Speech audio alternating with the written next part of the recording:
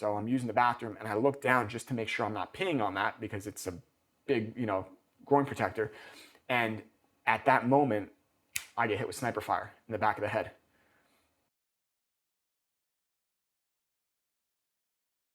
My name is William Kaisen. I go by Will, and I served in the United States Marine Corps from 2004 to 2009. And I got out as a corporal by the skin of my teeth. So I'm from Paterson, New Jersey originally. I grew up there till about age 7, and then I lost all my street cred and moved to Wayne. I say that jokingly because if you know the two areas, they're very different from one another. I'm trying to think how to describe it. So if those two towns were high school students and we were writing a yearbook, Paterson would be voted most likely to become a rapper, and Wayne would be voted most likely to become like a doctor or lawyer. So just to explain the difference. So at age 7, I grew up with a single mom. So she was overbearing, kind of ruled with an iron fist type deal. Never really knew my dad. And then at age 7, she met my stepfather, and that's why we moved. She had kind of like rough relationships with her own family and with my dad. So I had the opportunity to meet him once. She flew me down there for Christmas, and then it didn't go the way she thought it was going to go. My childhood was kind of pivotal for getting me to want to join the Marine Corps and to be successful, going through boot camp, especially when everybody else was freaking out and having that culture shock. But just to paint a quick picture, so when my mom met my stepdad and we moved to Wayne, it was one of those communities, like Wayne is very affluent. It's got like a lot of money, really nice areas, but it also has some like less desirable areas. And a bunch of them are along the river. And it's not like you're thinking like, oh, waterfront property, this is a Passaic River. So it's dirty, it smells. Usually the properties are a little bit cheaper there. So that's where we lived. And if you could picture, so we had the river, it was our street, and then there's like 8 to 10 foot elevation gain, and it was the big plot of land that the Willowbrook Mall sat on and still sits on. And that's just like a big shopping center with park and ride because we're a big commuter town in that part of New Jersey. I would actually do that later as an adult. But Wayne sits 20 miles west of New York City. So I remember like when 9/11 happened, perfect example, we evacuated the school. I remember going up to the bleachers and you can see the cloud from like when the towers, the cloud that was coming over into Jersey. So that kind of shows you like that proximity. And we actually ended up taking like as a community a pretty big hit because so many people commuted from those areas like Wayne, Montclair, like that whole surrounding area to New York City. But back to the house. So if you're picturing the house, you're at like street level. It was built up. It was like a raised ranch essentially. And it was built up because, potential for flooding and stuff. So all the livable space was upstairs. Downstairs is like poured concrete floor, cinder block walls where you can see like the marks from where like the flood had hit over the years. And that was my room. So initially it just had like a half bath, toilet and a sink down there. And my stepdad had like a handyman that he would have like do odds and ends around the house. And he had him put up like a plastic shower so I can not leave downstairs. Like everything I would do would be downstairs in that basement. Live, eat, do whatever I have to do, unless I'm going to school or I happen to get to go do something. Now, the problem with that was we're in a flood zone. So obviously when the floodwaters come, my room's getting flooded out. And rather than saying, hey, why don't you come upstairs or come stay in one of the bedrooms till the flood goes away, we would go to the local Home Depot and get like cinder blocks. And we put like my bed and whatever furniture up on there. And I would have like wader boots. And I would just wait around, and that's how I like spent the flood until the floodwaters went away. Like my bed was like an island in the middle of like the stink water.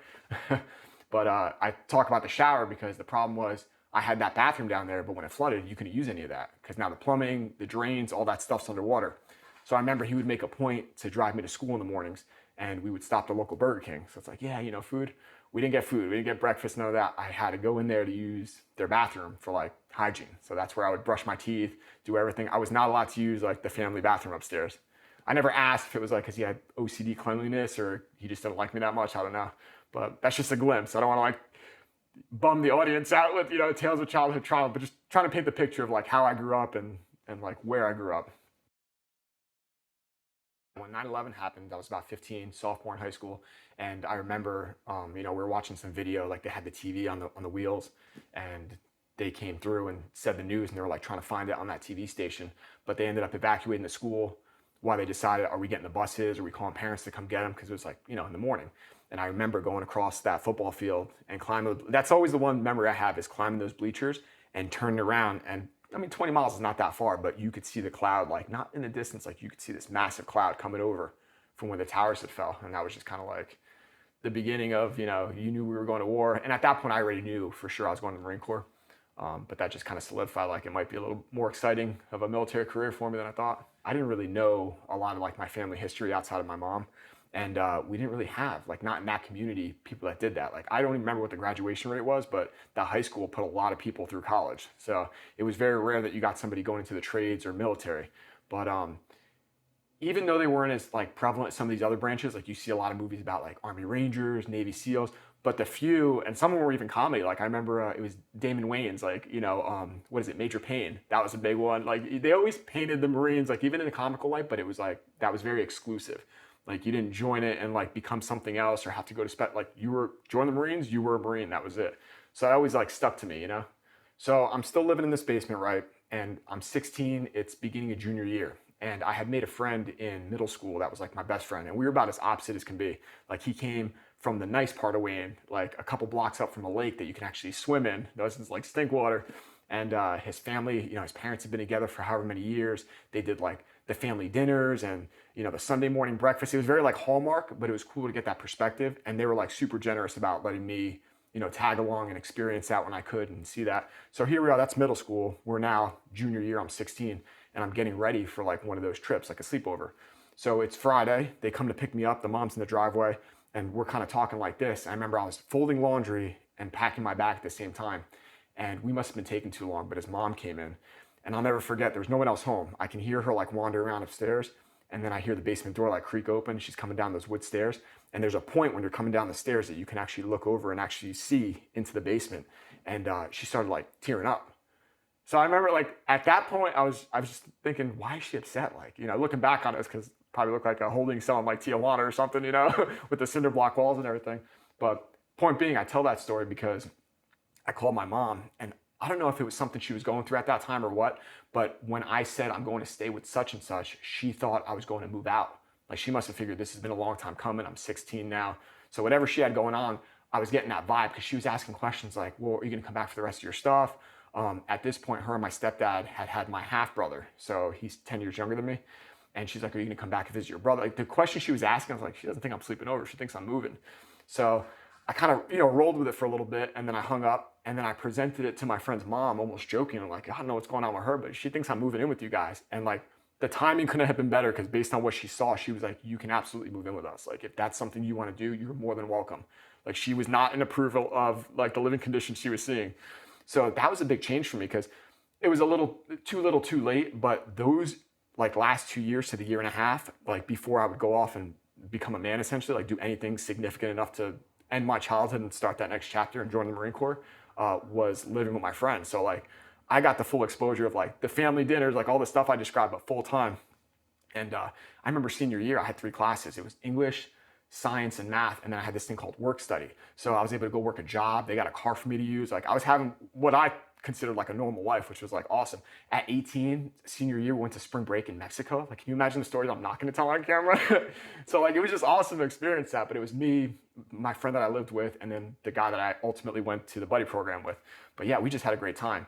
Junior year, I moved with my friend, and life is great, but I'm on a mission. Like that's where I'm going. I'm not going to college. I know that my friend is going to college. I'm not. So that summer, you're eligible 1 year out to do what's called the late entry program. So you can go do that and you can become a pool lead. And like the benefit of that is you get MEPS knocked out, which is cool. You take your ASVAB. And then on Saturdays when you're available, you can go and work on your pull-ups. You can bring your run time down or get used to running 3 miles to begin with. Sit-ups if that's a problem. You learn customs and courtesy. So there's like a lot of benefits to that pool lead program. So when I first went to the recruiter station, it was in Clifton, New Jersey.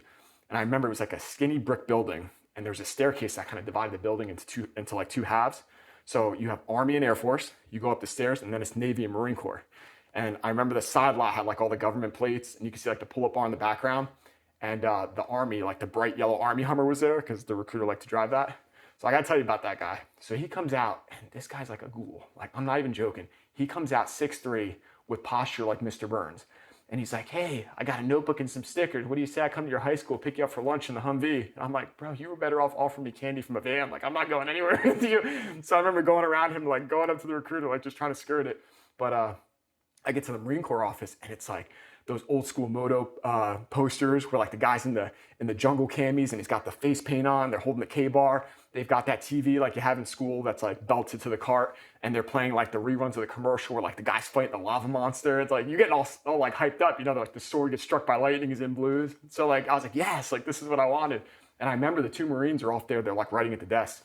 And the guy looks up and right away, like compared to this guy, like trying to take me out to lunch, the Marine recruiter's like, what do you want? It's like, I want information. I want, become a Marine. And he throws the pen at me. And he's like, you're not going to be a Marine. Get out of here, skinny kid. Like they chased me out of the office. So I remember like hurt my pride. Like I was like, I've been waiting for this moment that I'm old enough to join and like, become a poolee and everything. And here they are running me out of the office. And now they're probably like fist bumping. It's like some shady recruiter tactic. But I came back the next day and they were cool. But yeah, I went to MEPS and did all that stuff. And I was a poolee until end of senior year. So I already knew infantry. And again, everybody's like, I don't know, some people paint it like, oh, it's wartime and, I wanted to go be infantry. So did everybody else. So like those jobs are actually hard to come by like at that time because the war's starting to ramp up. This 2004 timeframe. So invasion's already done, like all that stuff. It's established, like that's who you're going to war with. So those jobs, it was like very difficult to actually nail one of those down. But I picked infantry. That's what I was going to do. And then again, I signed up on the buddy program. So there was only two of us from my graduating class. So the recruiter came, he's in his uniform. He comes to watch us graduate. And then there's a bit of a problem because we were supposed to go to boot camp within like a week and a half.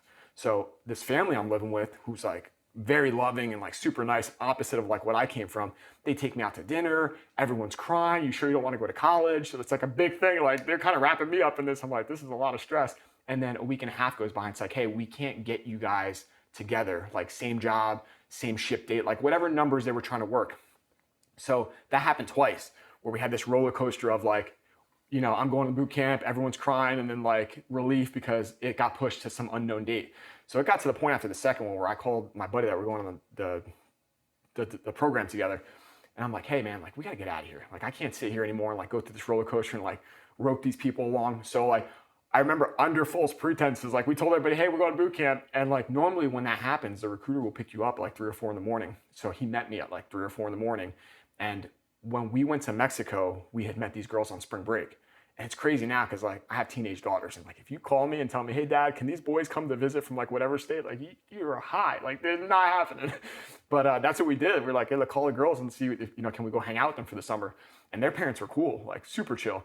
So we ended up getting on Route 80 from Jersey. It's like a 12-hour drive all the way to Indianapolis where they were living. And I remember the night we got into town, they were at a Dave Matthews concert. And like the dad was so chill, he bought us tickets. So like we literally got into town, went right to a concert, ate at Steak and Shake. And like the next 5 weeks, we just lived at this girl's house, like in-ground pool, did odds and ends, got paid for it. Like 18-year-old boys having like a really good summer until about that August. So like 5-6 weeks. And a recruiter called and said, you guys are on deck, like come back because you guys are shipping out for real this time. So come back. Oh yeah, I knew we were going to war. And I knew that the job I picked was going to put me directly in the path of potentially seeing some warlike stuff.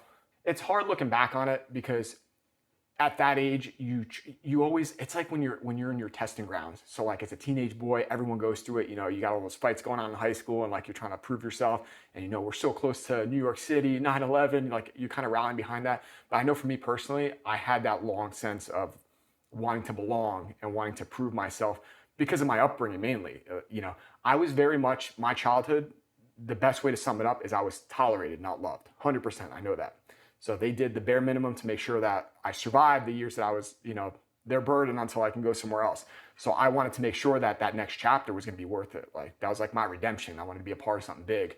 So Marine Corps, infantry, war was like the biggest picture that my 18-year-old brain, could paint at the time that I fully committed and went to MEPS and everything. So that was a good path. When we finally got the call to come back because we were going to ship off, there was one more little hiccup. So my buddy had actually went to, I think it was Fort Hamilton in Brooklyn, or he went somewhere in New York, and I went to Fort Dix, grow up, down in South Jersey. So I had to go and do the MEPS process. They make sure that in that 1 year since you first signed up, you haven't gotten in trouble, you haven't broken anything, tattoos, nothing that's gonna require any kind of waiver. So they just kind of double check everything, and then they put you in a hotel the night so you don't get cold feet or whatever they do, and then the next day you ship out. So being on the East Coast, anybody, males anyway at that time, males and females from all over the country, but males east of the Mississippi go to Paterson, South Carolina. So I get on a plane, I think it was Newark or Philly, doesn't matter, but I land in Savannah, Georgia. And I remember that because I had instructions on where to go. I meet up with like 6 or 7 other people from like across the country that are gonna go to this program, and they're getting ready for boot camp. And we were looking at the airport, and there's business people, there's family, and then you see them. Like you can't see their eyes, but you see that hard-edged hat, and like those, starch crease camis, and they're just walking like straight for you. And I remember it's loud because it's an airport, but it's conversational tone. Like you really have to listen, like pick out conversation. Soon as they get you, get up right now, not to butt, not to butt. So you're literally your nose in the guy's head in front of you, like that close in line. In the airport? In the airport. And I know for a fact, because I worked at Paterson towards the end when I ended up getting out, that they have like liaison. It's a little bit differently, more tactfully done. But at that point, they're screaming at you in the airport. Like people are looking, and like you're in line for the first time, like that close to another human being, and they usher you downstairs. They had like some light up box that you stand on that's got a mirror. They check your feet, do whatever they do, and then you get on the bus. Now, I was geeking out at this point because even now, like certain things that I do, I picture, if it's a race, I picture the finish line. If it's getting on stage a few weeks ago, I picture standing in that box and like, hitting poses, whatever it is. So my junior year in high school, I had a girlfriend and the mom knew I was like obsessed with the Marine Corps, like I'm going to the Marines. So they ran some kind of special on like Discovery Channel or Nat Geo, but it covered a class that was going to boot camp during 9/11. I don't know if you ever saw that, but she recorded on VHS and I wore that tape out. Like I watched it, so I knew like everything from the bus ride to getting that Eagle Globe anchor in my hand. So I had all these like, got it. And I was just like documenting that in my head. So we get on this bus. I'm like, yes, like I'm on the Marine Corps bus and it's a quiet ride as you can imagine. And then you get to a certain point in the ride where the drill instructor turns around. He's like, put your head between your knees right now because they don't want you to see, the one way on and off the island, which by the way, again, there's a back gate, but everybody uses the main gate, like coming in and off. Plus it builds like suspense. So everyone puts their head between their legs and you hear them pull up to the gate. They go through, you drive for a little bit.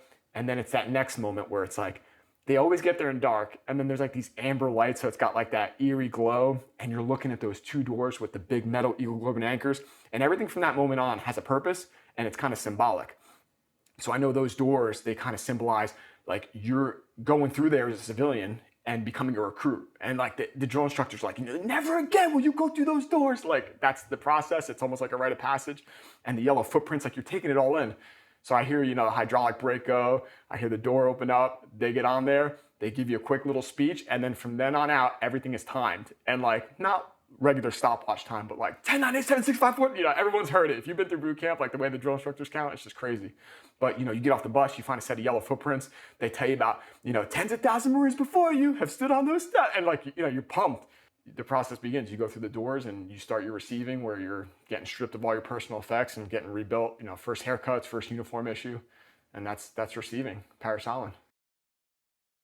So in boot camp, you'd have to ask the next time you interview a drill instructor. I don't know how they pick it, but initially you have 5 recruits that get picked to be in leadership positions. You have a guide and you have 4 squad leaders. So I was in 4th squad and the 4th squad leader, I don't remember what he did, but they murdered him. Like he did something that they were just hazing him on the quarterdeck where you go for like your periods of instruction. It's in between the rack, like where you sleep, and then the drill instructor's house. So that area is for like remedial action and PT and stuff like that. But man, they got this guy where he passed out from exhaustion. And they had a metal garbage can that sometimes they would like throw down the alleyway, like down the middle to wake you up in the morning. It was like WWE. They hit him with that, like he's passed out. Then they had one of the other recruits come over and outline him in chalk like a crime scene. And I remember for a week, like you did it old fashioned, like they dumped buckets of soapy water and you would push like brooms and towels. Like there was no mops, like you're not standing upright, you're crawling when we clean the floors, but you couldn't clean that spot for a week as like an example. And I remember that story because when he got murdered on the quarterdeck, I became 4th squad leader. And I took that seriously. Like I graduated 4th squad leader. So I kept it the whole time. It was almost like a challenge. Like, I'm going to hold on to this. So that segues into the second thing I remember because it was probably like the worst remediation that I got, let's say, in boot camp was we were getting ready for shower time. So they're going to, march you through the showers, do whatever. All you have to do is get your towel around your waist, shower shoes on your feet, and be back in line before the countdown's over. So I stripped down. It's boot camp. You have no shame. Not that I have any anyway, but I'm naked. I'm getting everybody hurried up. And I got my stuff by the Foot Locker, so I know I'm good. And one by one, like my guys are coming online because if you screw up as squad leader or any of your guys screw up, you pay for it. Like they might pay for it with you, but you're going to pay for it. So I remember like I'm going down the line, they're all coming one at a time, and I hear the countdown like 10, 9, 8, 7, 6. It's getting a little quicker. So I get to the point where like I got this. I get right to my last guy and I step in line and I grab what I thought was a towel. It's a freaking washcloth. So here I am, instead of a towel around my waist, I'm holding the corners and I'm trying to lean back to hopefully like blend in with the guys to my left and right. And I remember the drill instructors walking by And I'm like, please just keep walking. And he does. He makes it one recruit past me, and he stops and he backs up. He goes, Kaisen! And then he takes his cover off and he covers his face. He broke bearing. And now normally any other situation in life, it's like, haha, like, you know, we just kind of like lighten the mood. And I got killed for that because you just made the drill instructor break his bearing. And nobody else knew what was going on because they were at attention. So it's not even like a moment where everyone's laughing. So like, I'm sweating because I knew I'm screwed. And sure enough, like the kill hats come and like everyone else goes to the shower and I'm just paying for it. So I made sure from that point on, like if I was grabbing a towel, it was a full towel, not a little terry cloth washcloth that I was barely able to cover myself. Getting the Eagle Globe and Anchor was pretty much the crowning moment. So all these things that I had envisioned, and I didn't really know anything afterwards. Like YouTube wasn't a thing. You didn't really know what was going to happen after. You had like a basic idea, like school you were going to, whatever. But that was the last known for me, was that you come back from the Crucible event, you march out to that parade deck, and they come around with that, you know, red felt box, and they're giving you your Eagle Globe and Anchor. So I just remember getting that, and at that moment, that was the first time I felt kind of complete. Like I did exactly what I set out to do. You know, I made it. This is the point. And that was the end of an old life and the start of new beginnings with that being placed in my hand. So yeah, I very much remember that. And that's probably a memory I'll have till I die. School of Infantry and boot camp, they're kind of like a blur to me, but I just remember that was the first time that you really get some kind of freedoms. Like you see those guys with the tan lines, they're out in town in Jacksonville, you get to go to restaurants, so you get a little bit, like they loosen the leash a little bit, you get to, you know, maybe you want better socks, you know, you can buy, it's all these little things, but you're excited about. And then the other reason why it's kind of big is because School of Infantry is where you know infantry, you know the what, but you don't know the specifics. So you know you're going to be 03, but what are you? Are you going to be a mortarman, machine gunner? So depending on obviously the needs of the Marine Corps and your test scores, that's where you figure it out. So for me, that's kind of like the big thing is finding out like I was going to be a door kicker, like I'm an 0311 rifleman. And then you just learn everything that's foundational to that. Like you do your first time mount training, military operations in urban terrain, you do movement to contact, like the very bare bones, but the thing that everything else is going to be built off of happens at School of Infantry. So I remember that in terms of lessons, but not really stories or anything that stuck out. It was just like checking the box before we can move on to the big boy stuff. The biggest thing with SOI, and I think that's why a lot of people behave, I know it's not everybody, but a lot of people behave because you don't want that freedom that you just got taken away. Like I remember a few times where they were going to cancel Libo and like you were not going to go out that weekend, and that was enough to kind of like shake the boat. And sometimes they did that on purpose, like they would just throw that out there like, you guys ain't going home for Christmas or something stupid, because I was in School of Infantry over Christmas. But yeah, nothing like that. And then the only other thing is, which I thought was ironic, is you get a wish list. So I don't know if they still do it, but there was a piece of paper with 1, 2, 3. And the Marine Corps only has 3 places you can go. It's not like, you know, the Army, the Air Force, where you pick a state, whatever. It's like you got East Coast for, you know, 2nd Marine Division, West Coast for 1st Marine Division, or 3rd Marine Division in Okinawa, Japan. So me wanting to travel, I think I put Okinawa twice, like trying to beat the system. And then I put like Cali, because I'm from the East Coast, as my 3rd choice, and I got Lejeune anyway. So it goes to show you, it's like needs of the Marine Corps. Like, I don't know if they did that just to make you feel better, or maybe like, hey, who wants to go to Japan, you know? Yeah. But, so I put everything but the East Coast, and I ended up on the East Coast.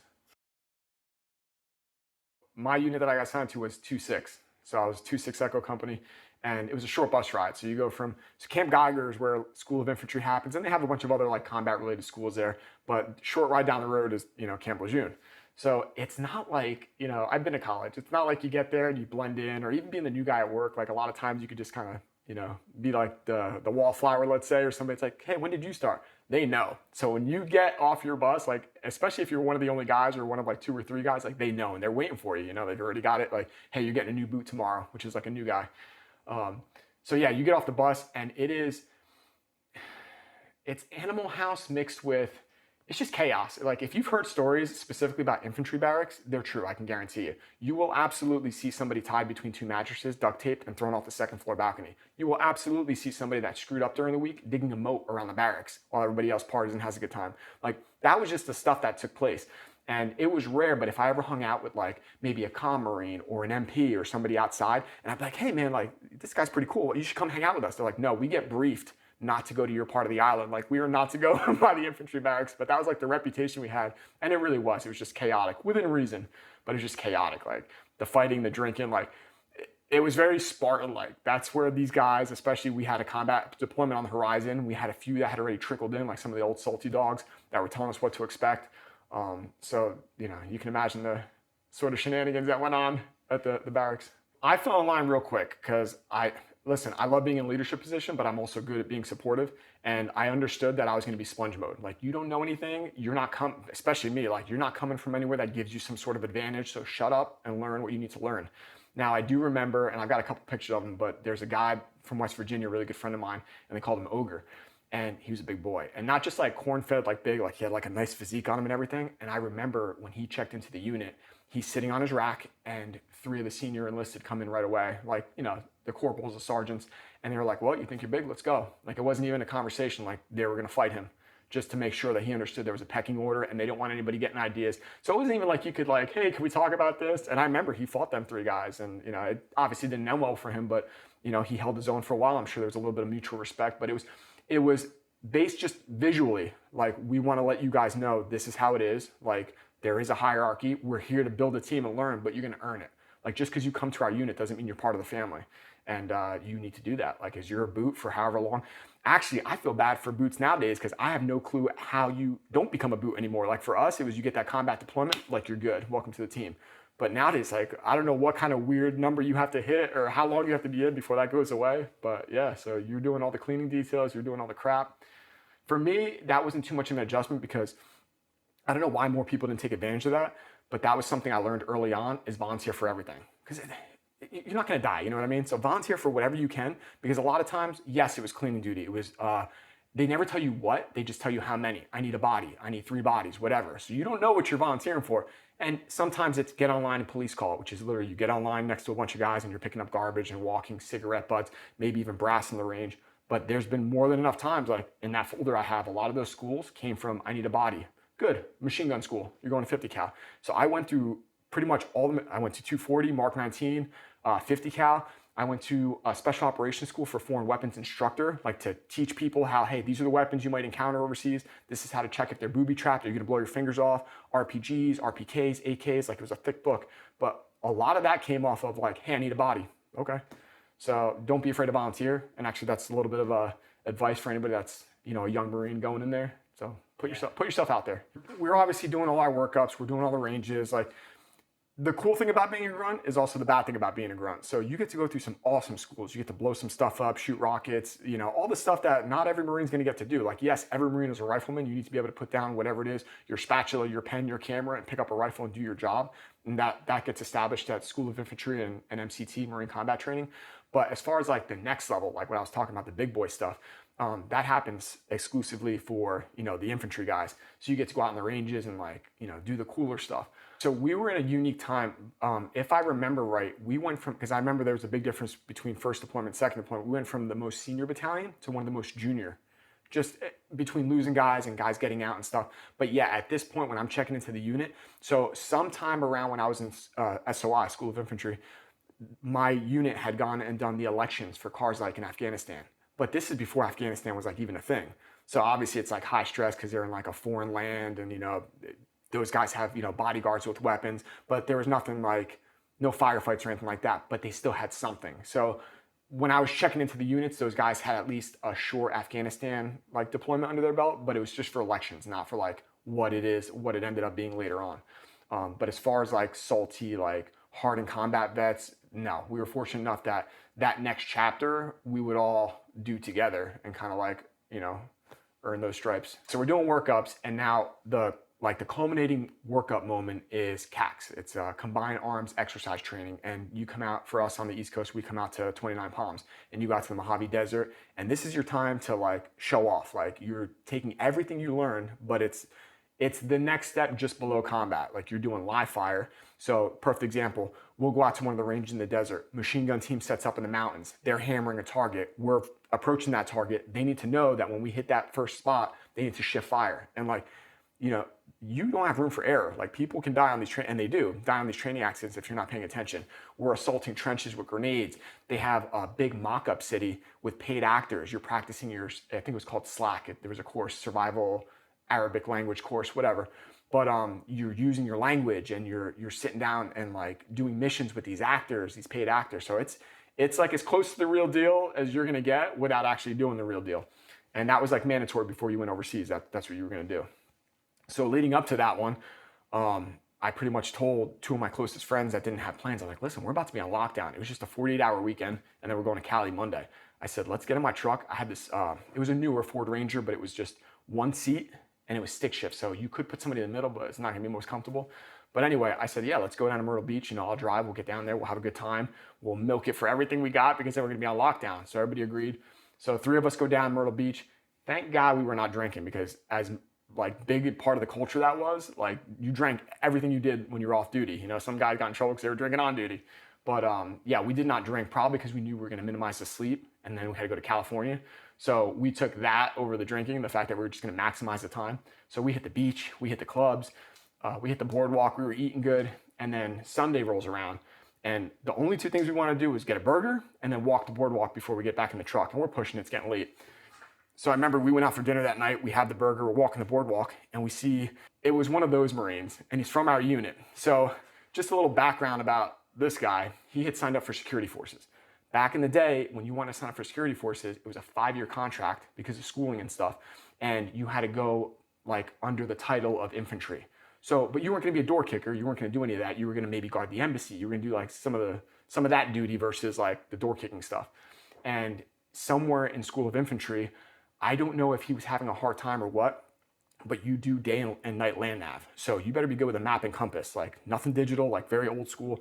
And you're finding like deep in the swamp or deep in the woods, these ammo cans when you get to the points that you need, and they've got like number spray painted on them.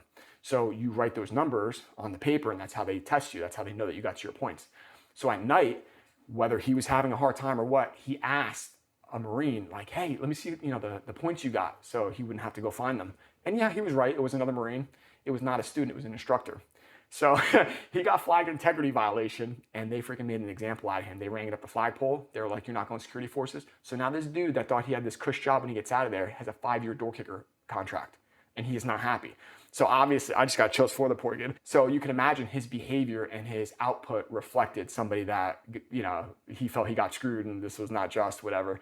So that's probably why he got left down there in the first place. But the point is, we run into this guy now, it's our problem. Like, we can't leave him, because if he misses movement, like, it was a lot of selfishness, to be honest with you, because we probably would have left him, but we're like, if he doesn't make it back, and now we've already seen him, like, we're just as guilty as the guys that left him, because we could have done something. So we end up taking him. The 2 guys that originally came down there with me were like, no problem, we got sleeping bags. We're tired anyway. They get into the bed of the truck, and this guy like puts a pillow up on the passenger side, and he like gets comfortable. So we start driving, and I don't know, it's a couple-hour drive from Myrtle Beach to Lejeune, and right off the bat, I start bobbing. Like, I'm on the steering wheel, and I'm doing that, and I'm like, man, I put the window down, I got the music cranking, everyone else is already passed out, and I'm driving, and somewhere, I think it's 140, like right before you hit Wilmington, there's just a straight, the road is vanilla. It's like straight as can be, 2 lanes each way with like grass median, not a lot of lighting, but I didn't hear the first set of sleep strips, but I damn sure heard the second set, because it went boop, boop. That second one, when I woke up, it wasn't like this. I was reclined, like the seat was hitting the back window. I don't know how I did that, and I was sleeping like this, arms crossed. So obviously I shot up after that second set of sleep strips, and I overcorrected. So I pull the wheel, and now we're sliding in the median, and we're turning up mud and dirt, and like this guy finally wakes up. He's trying to figure out what's going on. I overcorrect again because it's mud, it's grass in the middle.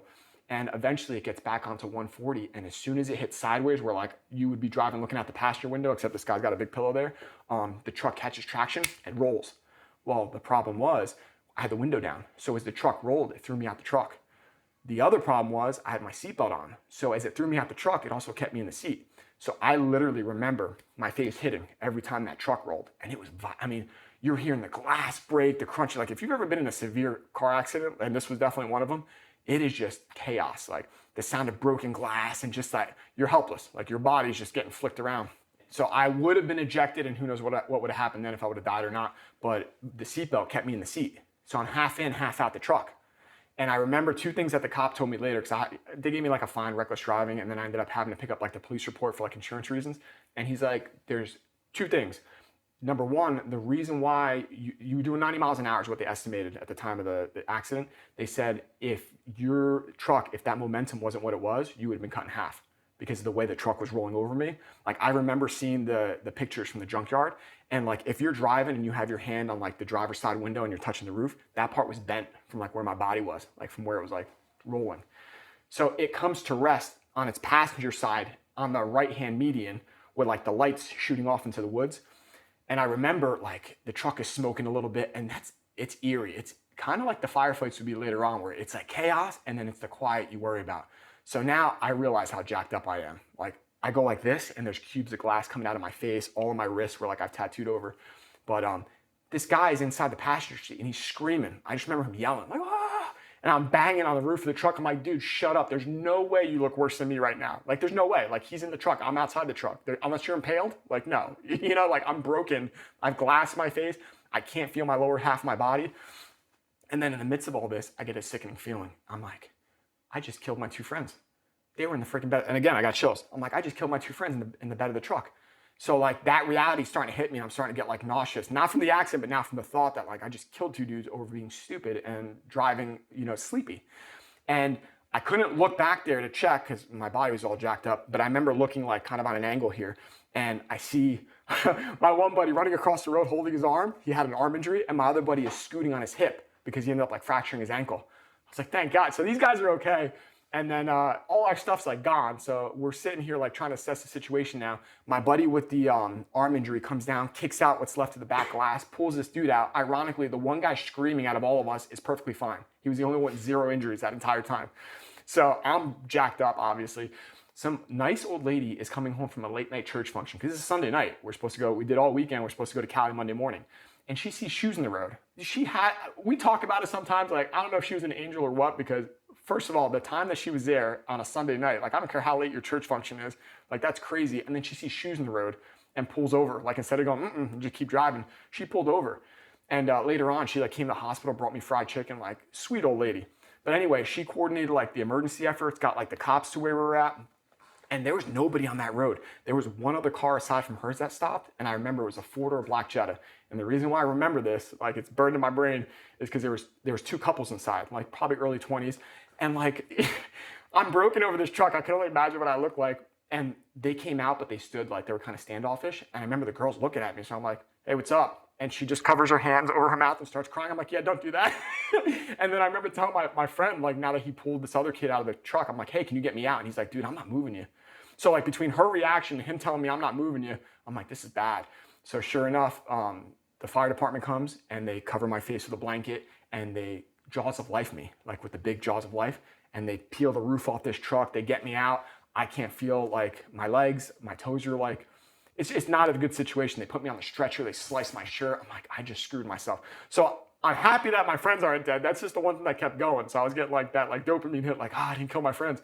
But then on the other side of this, I'm like, I'm done. I'm gonna be in a wheelchair. Like my Marine Corps career, like I didn't get to deploy. Like, so all these thoughts are running through my head. I'm like, oh, and you always think, oh, I'm in so much trouble. Like, wait till first start, wait till the captain hear about this. Like I'm an accident, you know, libo risk or something crazy. So they all got taken, evaluated, and obviously made it to California on the plane. I was in ICU. I was in the hospital for like 6 days. And you know, like the compressor that takes your blood pressure? I had those on my legs with big compressors under the bed. And every like however many minutes it would turn on, like squeeze my legs because they were trying to like get the blood flow going. And then I still had like mud in my ears. So the nurses were really nice in the right way. They were like sponge bathing me, but getting the mud off and stuff like that. And I would like try to convince them like, hey, can you get me out of bed? Can I like walk around and stuff? But they ended up putting me in a brace that had like metal poles that kept me from like moving, and it was from literally my hips all the way to my chin. Like, I mean, it was a legit brace.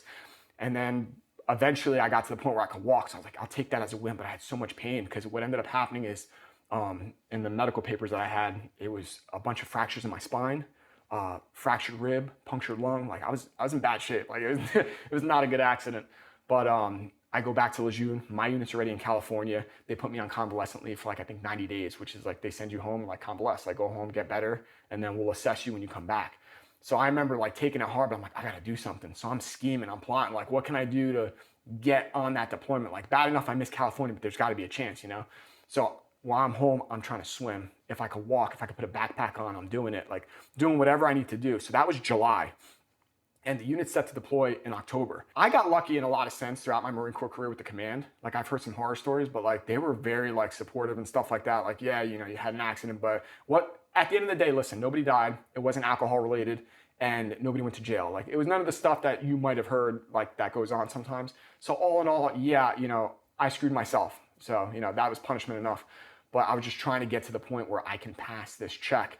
And it's funny because that's what I was talking about the dates earlier. Like you can see on the paper, like July, like he's jacked up. This is all this stuff wrong with him. And then just a few months later, it's like, oh, he has no pain. It looks like he's doing better. But in reality, I had I had locked in, do not make a face. And when they're like, let's see your range of motion, I'm like, but I'm holding my breath, but I'm turning because I still had pain in my neck. And then, obviously within a few months, I got full combat load and I'm on that plane and I'm going overseas. So score. In a way, it was kind of cool the way that it all ended up going down because I was a few weeks behind everybody else. I got to experience like my trip over there was not the same as everybody else's. Like everyone else did Kuwait and then like more than likely straight to Fallujah. Like you take the plane, then everything else is helicopter rides and you're there. So I went with a gunny and like 2 other Marines. And I don't know if they were like a rear party that like, you have advanced parties that go, maybe rear party stays back, whatever the case was, but it was the 4 of us.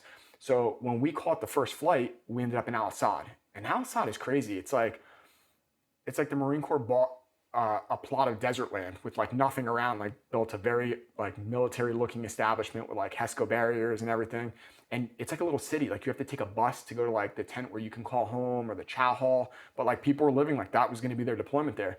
And I remember Al Asad, number one, because I was the first base like after Kuwait that I went to. So I should backtrack. When I went to Kuwait, that's where you get your initial combat load. So it's 180 rounds, just like to carry you over from Kuwait to where you're going.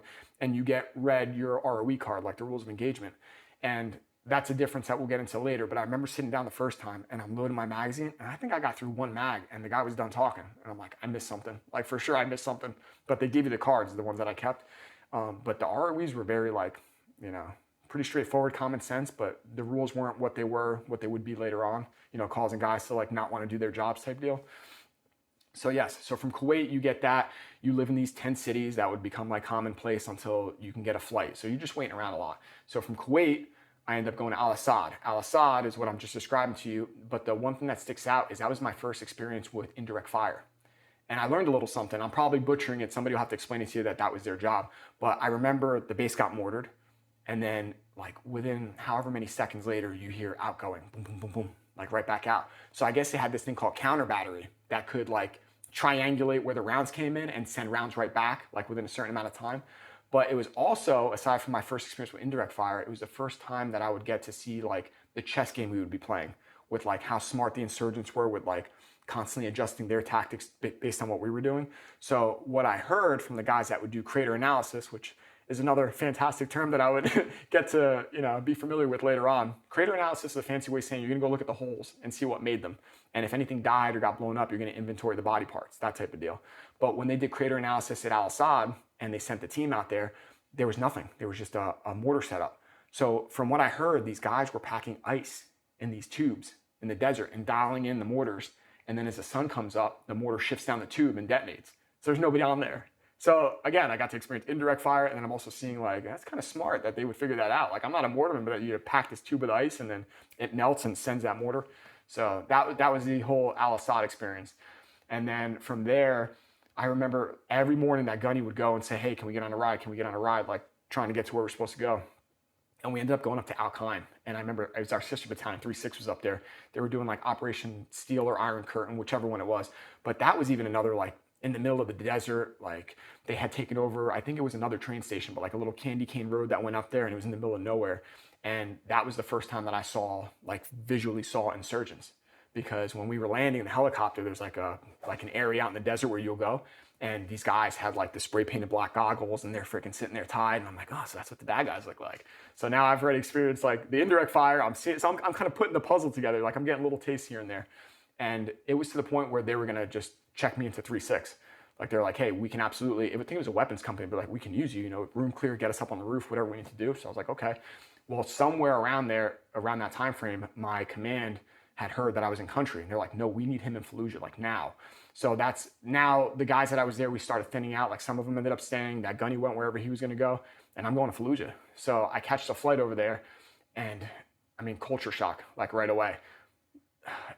There's no words to describe. If you've seen Black Hawk Down or something like that, like think Somalia, like think packed, like densely urban area. Like even what we were training with in Lejeune or out in Cali, like with the mock cities, nothing. Like you can stack however many containers, you can't replicate this. They're all like little castles with walls around them and the gates. I mean, you know what it's like down there, but it is just densely packed. It's sensory overload. You're looking at every window, rooftop, and like until you've been in there long enough to kind of chill and understand that that's the new norm, your brain is just like lighting up.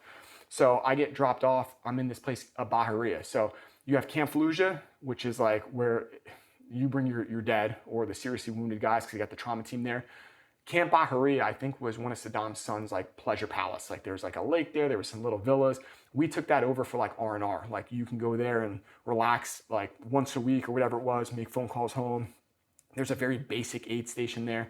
So I remember my guys were coming for hot chow. Like they would do a logistics run. They would try to get us at least hot chow like once a day. So I hopped on the 7 tons and got there. So when I get to Fallujah, the sun's already going down and I'm checking into my unit and my guys are gearing up and they're getting ready to go on patrol. So it's a lot of guys I recognize already. They're not new guys. And they're like, hey, we're about to head out. And, you're assigned to us now. Do you want to come out and patrol with us? I'm like, yeah, absolutely. I'm, night patrol in Fallujah. Let's do this. So I dropped my bags and like within a few hours of being in Fallujah, I'm out on this night patrol. And they all blend together because of how much time we spent in the actual city, like all the room clearing, all this stuff kind of blends. But that first night I specifically remember because I felt like I was like in Aladdin. Like I'm watching these mosques with these big towers and they've got like Christmas lights strung down that try to match the color. And I remember I'm looking at this green like topped mosque with the green lights and somebody leaned around the corner and hit just like a burst of pop shots. And I was like 3 or 4 AK-47 rounds come right over my left shoulder. And it wasn't out of like fear or not knowing what to do, but like it was almost like a Chevy Chase movie. I was like, wow, like I'm getting shot at. Like I'm here in Fallujah, my first night, I'm getting shot at. I remember the room behind me was like, get down, you idiot. But I just always remember that because I'm looking at the green lights, I'm looking at the green mosque, and then I see round right over. Like you get really good at hearing the sounds. But yeah, right over my left shoulder, and that was my first day, my first night in Fallujah, getting shot at. Like, welcome to the city. So the operational tempo, as you can imagine, was high because it's Fallujah. You start running low on guys once casualties come. So the way we did, and this is just like after, the whole battle, now you're starting to move people back in. So it changes the dynamic. Now it's not like you're just looking for people in general. Like now you got to be really selective. Like, it also gives the enemy a chance to hide rifles. Like we were talking about earlier, like hand it off to the woman, they put up their dress, So it changes. It's that chess game that I was talking about. But the rotation, the way we would work things is everything was in 3 days. So you had 3 days where you were doing patrolling. And when you did the patrolling, you had to have constant presence in the city. So you would do 6-hour patrol, come back, and it's not like the city doesn't have anybody in there for those 6 hours. You switch off with another squad, so there's constant. But what it ended up being is a day and a night patrol for 3 days. Then you have 3 days of post rotation because where we didn't live on a base. So what we had was they had the train station that they had the people come in and build like these little huts for us essentially within like the terminal, and we did everything out of the train station. So if we needed something from a base or we had to bring a casualty, that had to be they had to be driven there. So I remember we had like 1 or 2 Motor T drivers, not mechanics, tasked to us to drive the 7 tons. Like we could drive our own Humvees, but we needed them for like the 7 ton. But everything you were doing was 12, 13 Marines and your Navy corpsman. Like that was it. So you had 3 days, like I was saying, on patrol, 3 days of post. So we had like a post on the roof, let's say, of the train station. You had one with a 50 cal inside of this tiny little box post aimed at the main gate, and then we had like the dud vehicle that like you could roll back and like cars in and out. We made it hard with like barriers and stuff just to kind of slow down somebody directly driving in. And then we had a couple sketch posts. Like one of them was a 4-man post that you had to be driven to, and you spent all 4 days there. So if you pulled that duty, you were there for all 3 days with the 4 guys. And then the other one was the most sketchy of all. It was out the back side of the post this way, or out of the train station. You had to be driven there, and you got picked up after 6 hours was over, but it was only a 2-man post. And that's where I would end up, having my issue later on. But where that post was, it was just so remote. Like I remember them even talking about like we need to either add more guys there or put an up gun or something, because 2 guys in a post that far away in the city of Fallujah, where you're only like, I don't know, a couple hundred meters away from like the start of like this gridlock city. And then behind us was 4 apartment buildings for that post, but we'll get into that later. So we're doing patrol rotations. We're doing, 6 hours out. We go pretty far in. Like if you ever seen the map from where the train station was, we had 1 block south of Fran. So everything's alphabetical. So Fran being F, the next one was Grace. And then I think like Fox Company or something else took over the southern half. But we had a big, it's a big chunk of land. And what you would do is you would submit, the squad leader would submit checkpoints, and alternates. So you had your main checkpoints and then your backups, where if something happened, you had somewhere else to go or a different way you could take. And then you would call back to whoever's on the radio duty, and all they would do is, hey, checkpoint 1 complete, and they would put attack right there. So if you lost communication or something went down, I don't even need to rely on the radio. I can tell exactly where you were.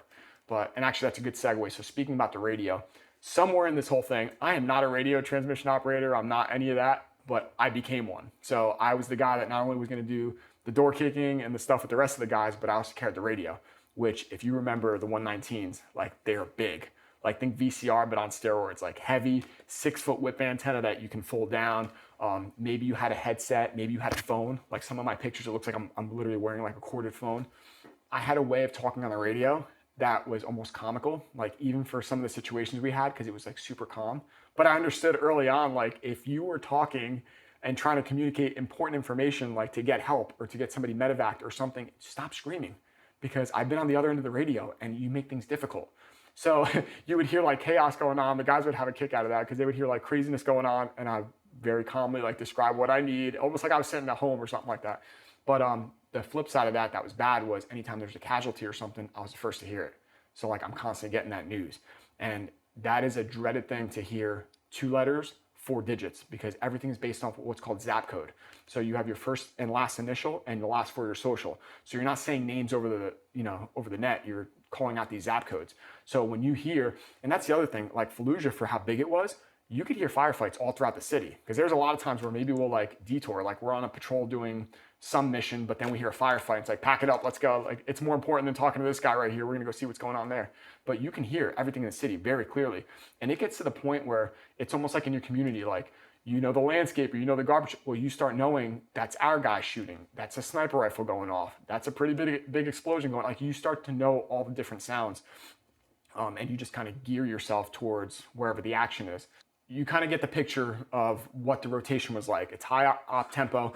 You're doing the patrols, you're doing the posts, and then the third one, which is a 3-day rotation, is what they would call logistics. So you were the guys that would attempt to go get hot chow once a day, go get the mail. While you were doing that, that was also kind of meant to be R&R, like rest and relaxation. Like if you want to go there and take your boots off and wait in line, maybe get an email home or maybe get a phone call home, you can do that. Like that was your period. So realistically, the way the rotation worked, you should have been able to do that once a week. Obviously, it didn't always work out that way. But so that was our rotation. January 7th of 2006 was legit.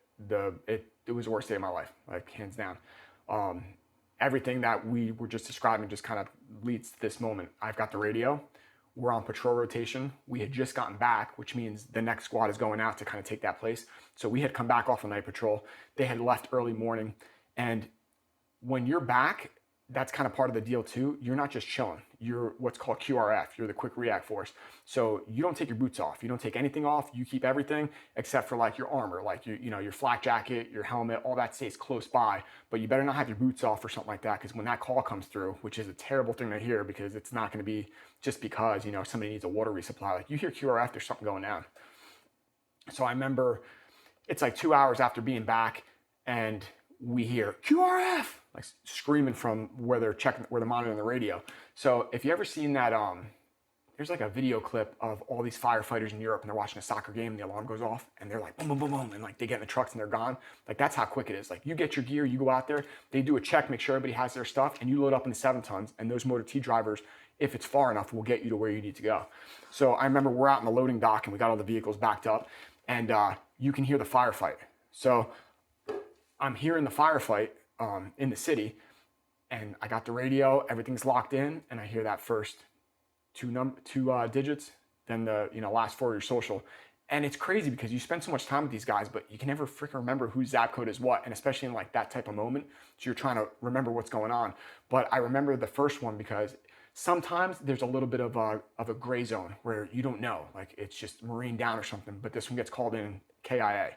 So it just upped the ante, and you hear the fire. It's getting more intense. You hear machine gun fire, you hear our guys, and then you just hear that dreaded crack that you come to learn from the sniper fire. So Fallujah, we had we had our fair share of IEDs, but because of the density of the city and them trying to play the game with like not hurting the civilians, even though, you know, if it happened, it happened, we dealt with snipers. Like that was a huge problem with snipers. And yeah, I remember loading up and the 7-ton starts, you know, heading out the gate. We get permission to move and the radio goes off again. Another Marine down. I hear the 2 letters, 4-digit zap code. So now we're getting pissed because now we got a KIA for sure, another Marine down. So we're banging on the 7-ton, like the back of it to the driver. We're like, yo, gas is on the right, let's go. So he's getting us closer. The fire intensifies. Get another zap code. So this is just in the time of driving from the train station where we got to go. Now we got 3. So we know for sure 1 KIA, 2 other Marines down. We're like, what the hell is going on? Like, get us out there. So sure enough, we pull up to the street. Yeah. But yeah. So we pull up to the street and it's like an alleyway.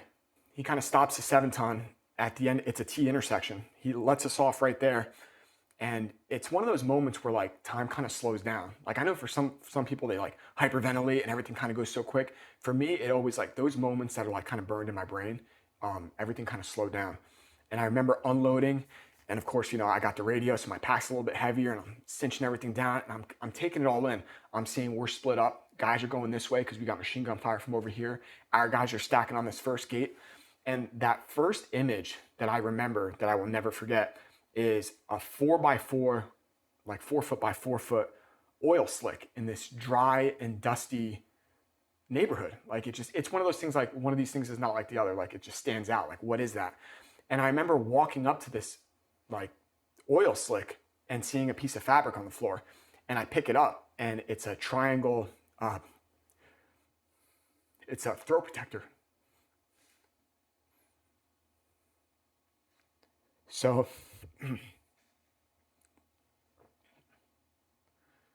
yeah, it's one of those Kevlar throw protectors. It's got a hole in it, and it like snaps onto the collar of your flak jacket.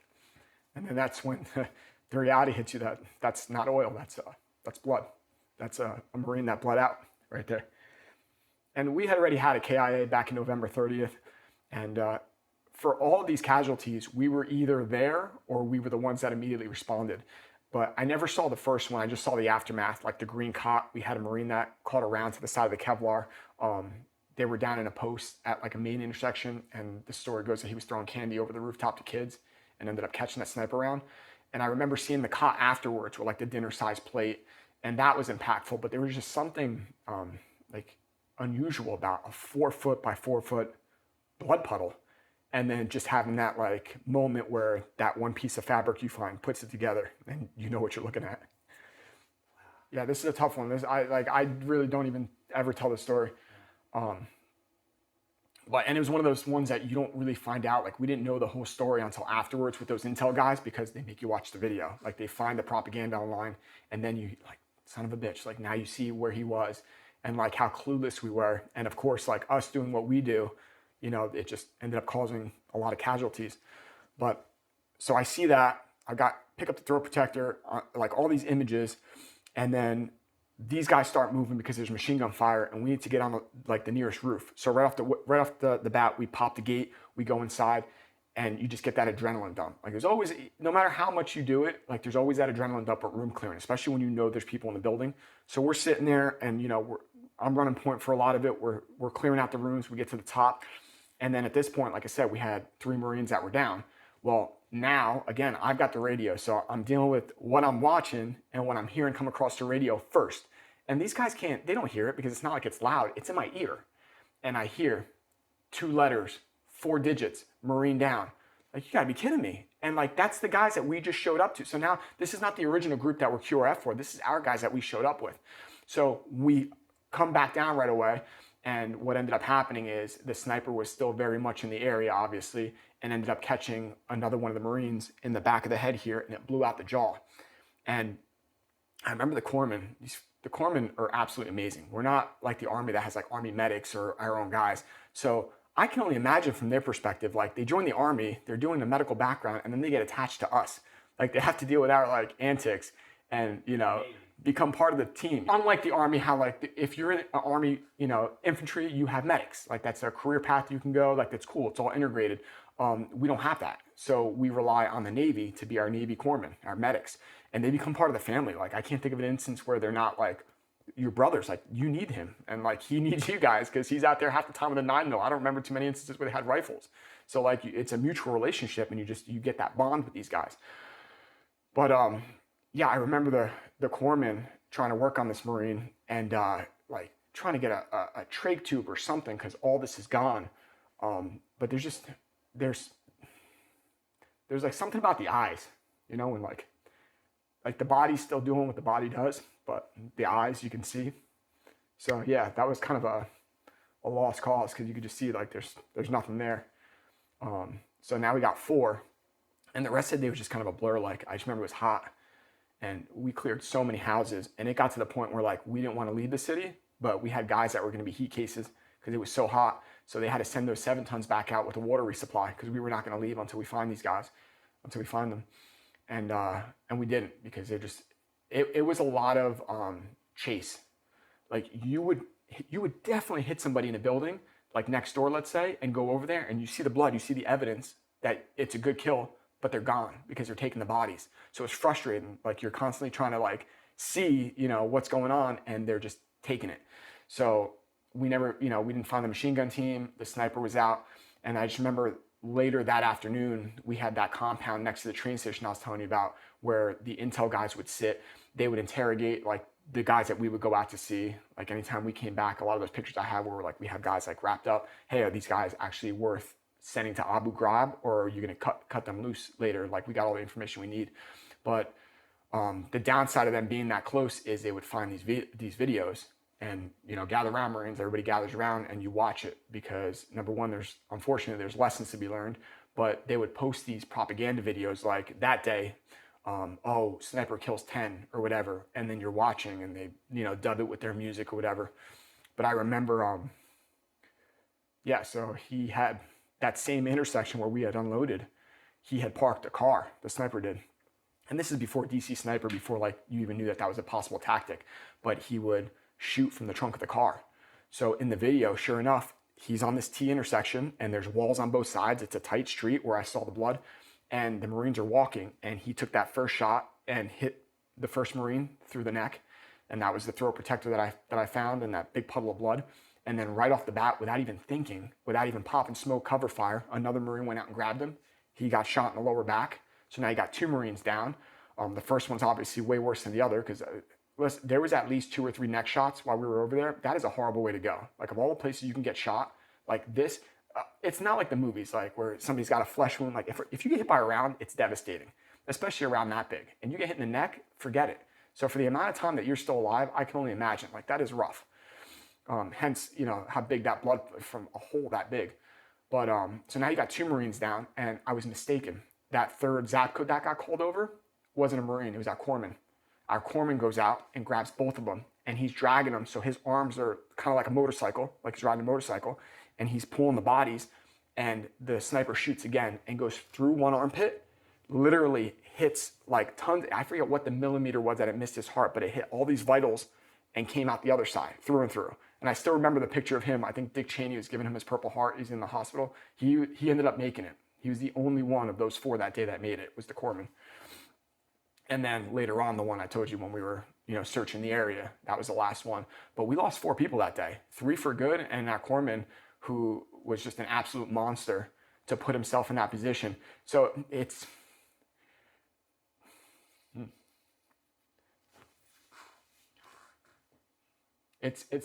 tough to think about, and even more tough to watch because, you know, he's not a Marine. He didn't have to do that.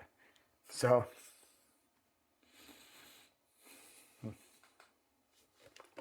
I sent their pictures because I keep them so I can remember the faces. And unfortunately, it's not a story I tell too often because obviously it's not a fond memory. But yeah, Lundstrom was the first one to take the shot in the neck, Brett Lundstrom, and he went down. And then Jacobs, who was like a newer Marine, like he was one of the last boot drops we got, went out to get him, and while dragging him, ended up getting shot in the back. And then Nick Angles, he's just a monster. The fact that he's not a Marine, he didn't have to do that.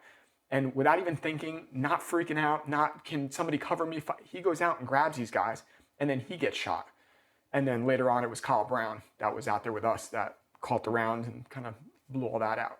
I mean, we fully integrate these guys. Like, these aren't people like we get attached to last minute, or that, yeah, we know him on base, but, you know, we're not going to, like, we go out drinking together. Like, we call our corpsman in. I remember hanging out with, you know, with Nick. We go out and hit the bars together, and he's there. Like, he is absolutely part of the family. He's not kind of like, he's one of us for all intents and purposes. I remember having a few issues, not worth telling the story, but later on, where like some other Navy was giving him crap about the way he was wearing the Marine uniform.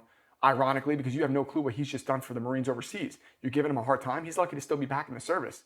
But the point was, he was riding motorcycles, and when you do that, you can unroll your sleeves. So he went to the chow hall, and some like Navy personnel was giving him a hard time, like, you better respect that uniform. It's like, do you know what he just did for us? Are you like? It was one of those, like, when he came back and he was upset. I wanted to go back to the chow hall and be like, who was it? Who was it that said something to him? Are you freaking kidding me? Do you understand what he did on the streets of Fallujah? A place that you'll never even see, you can never even imagine. Do you know what he did? So it's just, you know. Anytime you got to go to where there was a chow hall, it was under terrible circumstances. You didn't get sent there, you know, hey, clean up, we're gonna go to chow. It's because you were dropping off a casualty or a KIA or something. That's why you're over there. So yeah, we're bloody, or yeah, we're dirty. And you would go to these chow halls, and I forget if they were from like Ghana or what, but they had like, it was some African contracting company that was like guarding the chow halls. And we had the same thing. We went to Camp Fallujah, it was to drop off casualty, and we wanted to hit the chow hall, like pull something good out of today. And I remember, we don't need the guns. So we took our guns with us, we pulled the pin on the turret, we took the 240 with us, and we had a standoff to the point where they had to call the base commander out, because they didn't want to let us in the chow hall. Never mind being dirty and staring, they didn't want to let us in. And we're like, bro, we're not leaving. Like, we're coming here for chow, and we're bringing the weapon. Do you forget why you're here? Do you forget why this base exists? With the trauma center, with everything, with the mail center, and whatever other jobs you guys do, because we're out there. Do you hear that at night? Do you hear what sounds like fireworks? Yeah, that's our house, because we live out there, and we're doing those patrols, and we're bleeding. And how people, like, to this day, I still don't understand how you can sit there and work at a chow hall or eat at that chow hall daily and not want that for the Marines that are out there that you're supposed to be supporting. I never got that. And that was my kind of first taste of that, which we'll get into later with Paterson, but that was my first culture shock. Like, we're supposed to be brothers. Like, yeah, maybe we're not infantry and stuff, but like, we're wearing the same uniform. And you're gonna give me a hard time because very obviously we're dirty and bloody. Like, it's not like I just rolled around and haven't changed my camis because I'm a pig. I was just in a firefight and we're loading up bodies. Like, seriously? I just never got that. Listen, we picked our job for a reason, and we like what we do, even as tough as it is. But the fact that you don't recognize that you are there in support of, like, what do you think whose mail are you processing? What are you doing? It got to the point where you just so wore out because it was the same thing. Like, they played the same songs, and the chaplain was out there, and you get the pictures and, you know, the rifle and the boots, and everyone takes turns going up and kneeling and paying their respects. But it's just like it's like a bad dream. Like, at that point, you're just you're so drained, like, from going to so many. But yeah, going back to that night, so we finished, you know, the room to room, the house to house, all that stuff, and we get back, we see the video, so it's just a bad day overall. And then we get tasked with, like, that was the end, that was the last day too of our patrol rotation. Now we're going on post rotation, and we draw the short straw. Me and my buddy Barbosa are going to the 2-man sketch post. So it's like, all right, whatever. After the day we've had, let's just go. Let's just get it done. So, you know, they do their inspection. You got everything you need. They drive us out there. They drop you off. And now this thing literally was it was a sketchy post. Like, you're talking a 5-foot by 5-foot box with sandbags and then cami netting draped over the top. And then there's some concertina wire because it was kind of built up on a hill. And the only reason why that existed, it couldn't even be like, they have like LPOPs, which is like listening and observation posts, because you can't really see like past that first line of buildings when you start the city of Fallujah. And even with the apartment buildings, like, they're so towering, you can't really see unless something blatantly obvious is coming out there. And what are you gonna hear? The same things you hear from the train station. But we get driven out there, we do the proper changeover, and we're gonna sit. This is where we're gonna be for 6 hours. Now this post, it literally was like, I think it was 2 lawn chairs, like 2 plastic lawn chairs kind of facing each other like we are, but much closer. You had a little ammo can with like pyro that pops up, and that was meant in case you lose communication. Like, you had different colors, like white was contact, let's say, red was casualty, green was whatever, but they were color coded, like flares, like shoot up. And there was like some grenades in there. And then the post was so small that when I set my radio down, I have to put the 6-foot antenna outside one of the windows, like the little window that faced, you know, Fallujah. and then the door was facing the apartment. So we have a window and we have like a little door, and it's literally like the size of like one of those plastic play huts that like the kids would play in, like very small. And that's what you can see why it's sketchy. You're driven out there and you're just sitting there. And if anybody knows you're there, which this night they surely knew that we were there. So anyway, fast forward, we're sitting there and we're kind of just talking about the events of the day. And as you can imagine, it's just, we're like emotionally drained. We're physically drained. We just lost 4 guys today. You know, thankfully the corner, but we didn't know. You don't have any of this information in real time. We're pissed about the sniper situation that, you know, he parked right there. Like, now we know for next time. So all these thoughts are going through our head, and I gotta use the bathroom. So usually what you would do is you'd have like a pee bottle, like a water bottle that you can pee in and dump out. But like, you just get so tired of that. And like, dude, we're facing each other. Like, let me give you the decency of stepping outside. So I remember, like, it's nighttime now on the 7th, and I step outside, and I must have silhouetted myself, but I was like, you're gonna watch like the apartment buildings, and I'm gonna use the bathroom facing Fallujah. So you had these things, you had Kevlar everywhere. So you had your plates, but then you had the throw protector to like catch metal fragments, whatever that'll do. And you had a triangular like groin protector. And I remember, so I'm using the bathroom and I look down just to make sure I'm not peeing on that because it's a big, you know, groin protector. And at that moment, I get hit with sniper fire in the back of the head. And it's one of those things that you don't piece the story together till later, because I had a 1-point sling that I had made. So like when I check the maps or when I work the radio, I don't have to chicken wing my rifle. It's at my side, like real easy accessible. Well, when I got hit, that broke. So my rifle's like who knows where. And I didn't know this till later on, but like I was out for a little bit. So I wake up, I come to, and my vision's the first thing to kind of come back. My ears are ringing, like I'm nauseous. I'm trying to figure out what's going on. And I remember the vision came back first. I say that because I remember the flashes. So I'm like, oh, that's funny. I'm in a damn firefight. So my guy who's been calling for me, I don't know, for like however long he was calling for me, is shooting, and he's taking contact from the apartment building. So that's going on. I'm reaching for my rifle, trying to find it, and I finally find it. I run back up the hill because I must have rode down the hill a little bit, and I can't go back in the main door because he's sitting there shooting out and like position, like I can see his rifle. So I'm like, I can't go that way. He's gonna shoot me. So I run around the back and I tear the cami netting open that we had like draped over with the antenna, and I freaking literally, I don't climb in. I throw myself back into this post. And what happens is I end up landing on the radio and snapping the antenna. So now we're in the shit, and I have no communication. Like there's no other way to put it. Like this is bad. So the antenna snapped. I'm in there. He turns around real quick, and he's like, "Dude, I thought you were dead." And I'm like, "What do you mean?" He thought I was dead. He's like, "I was calling you." I was like, "Well, I wasn't taking a nap." So that's when I kind of put 2 and 2 together. Like, no, you didn't just get your bell rung. Like you must have been out for a little bit. But yeah, so I remember coming back in there, and then just like the car accident, it's not the firefight, it's not the loudness and the chaos that freaks you out. It's the quiet afterwards when you either know you're jacked up or that you might get jacked up. So I remember sitting there, and now we're both, because we know where it's coming from, we're both posted up on that wall. He's got a 203, a little grenade launcher underneath his M16, and I've got an M16. Like, no up guns, none of us are machine gunners, we don't have any mortars, we don't have anything like that. It's just 2 of you. And there's 2 of us. This was a post that was argued that shouldn't even be there. Because again, 2 guys, no up guns. Like that one post I told you about back at the train station, at least had a 50 cal. So like you guys can engage, and there's a 50 cal like already dialed in right there. So if a V-bit or something's coming in, there was no contingency here. It's 2 guys in an ammo can. I just broke the radio, and we've already launched like every flare, like red, blue. Look at 4th of July, we're launching flares, and I'm like, we're hoping somebody comes. And then, like I said, it's that quiet, it's that eeriness. So this is something that it took me a long time to even say, because I was like kind of a little bit ashamed about it. But we had been in the Nickburg area, like where that guy got his head cut off and stuff like that. And beheadings were very much like a thing in Fallujah. Like, they was notorious for that. I remember there was a situation where they had captured one of the IPs, the Iraqi police, and they had like an 8 or 10-year-old boy hold his head while they cut this dude's head off to kind of send a message like, number 1, you shouldn't be police or an army, and number 2, they want to kind of indoctrinate the kids like that. So by having the kid like kind of hold that, because we would see a lot of that second deployment, which we'll get into. But so that was a conversation that Barbosa and I had. It's like, do you agree that chances are, if we get overrun, this is not a movie, we're not gonna fight to the end and we're gonna do Rambo stuff. Like, if we get outgunned or we get outmanned, like, we're in a bad spot here. And if we don't succumb to our wounds, you know what the alternative is. They're not negotiating for us. You're getting your head cut off. You understand me? And we're both on the same page. Like, we understood, we had seen the pictures, we'd seen the videos, we'd been to the places, like, we get it, you know, you could see what they do to you. It's not going to be good. So I remember reaching into the ammo can and I put one of those M87 little green apples in my flak jacket, because I said, listen, worst case scenario, and that's not a decision I'm going to make. You have to be in agreement with me. I don't care if we run out of ammo. I don't care if they put us in the back of a truck. This is the way we go out, not this. You understand? So that was a discussion that we had, and that's what I was going to do.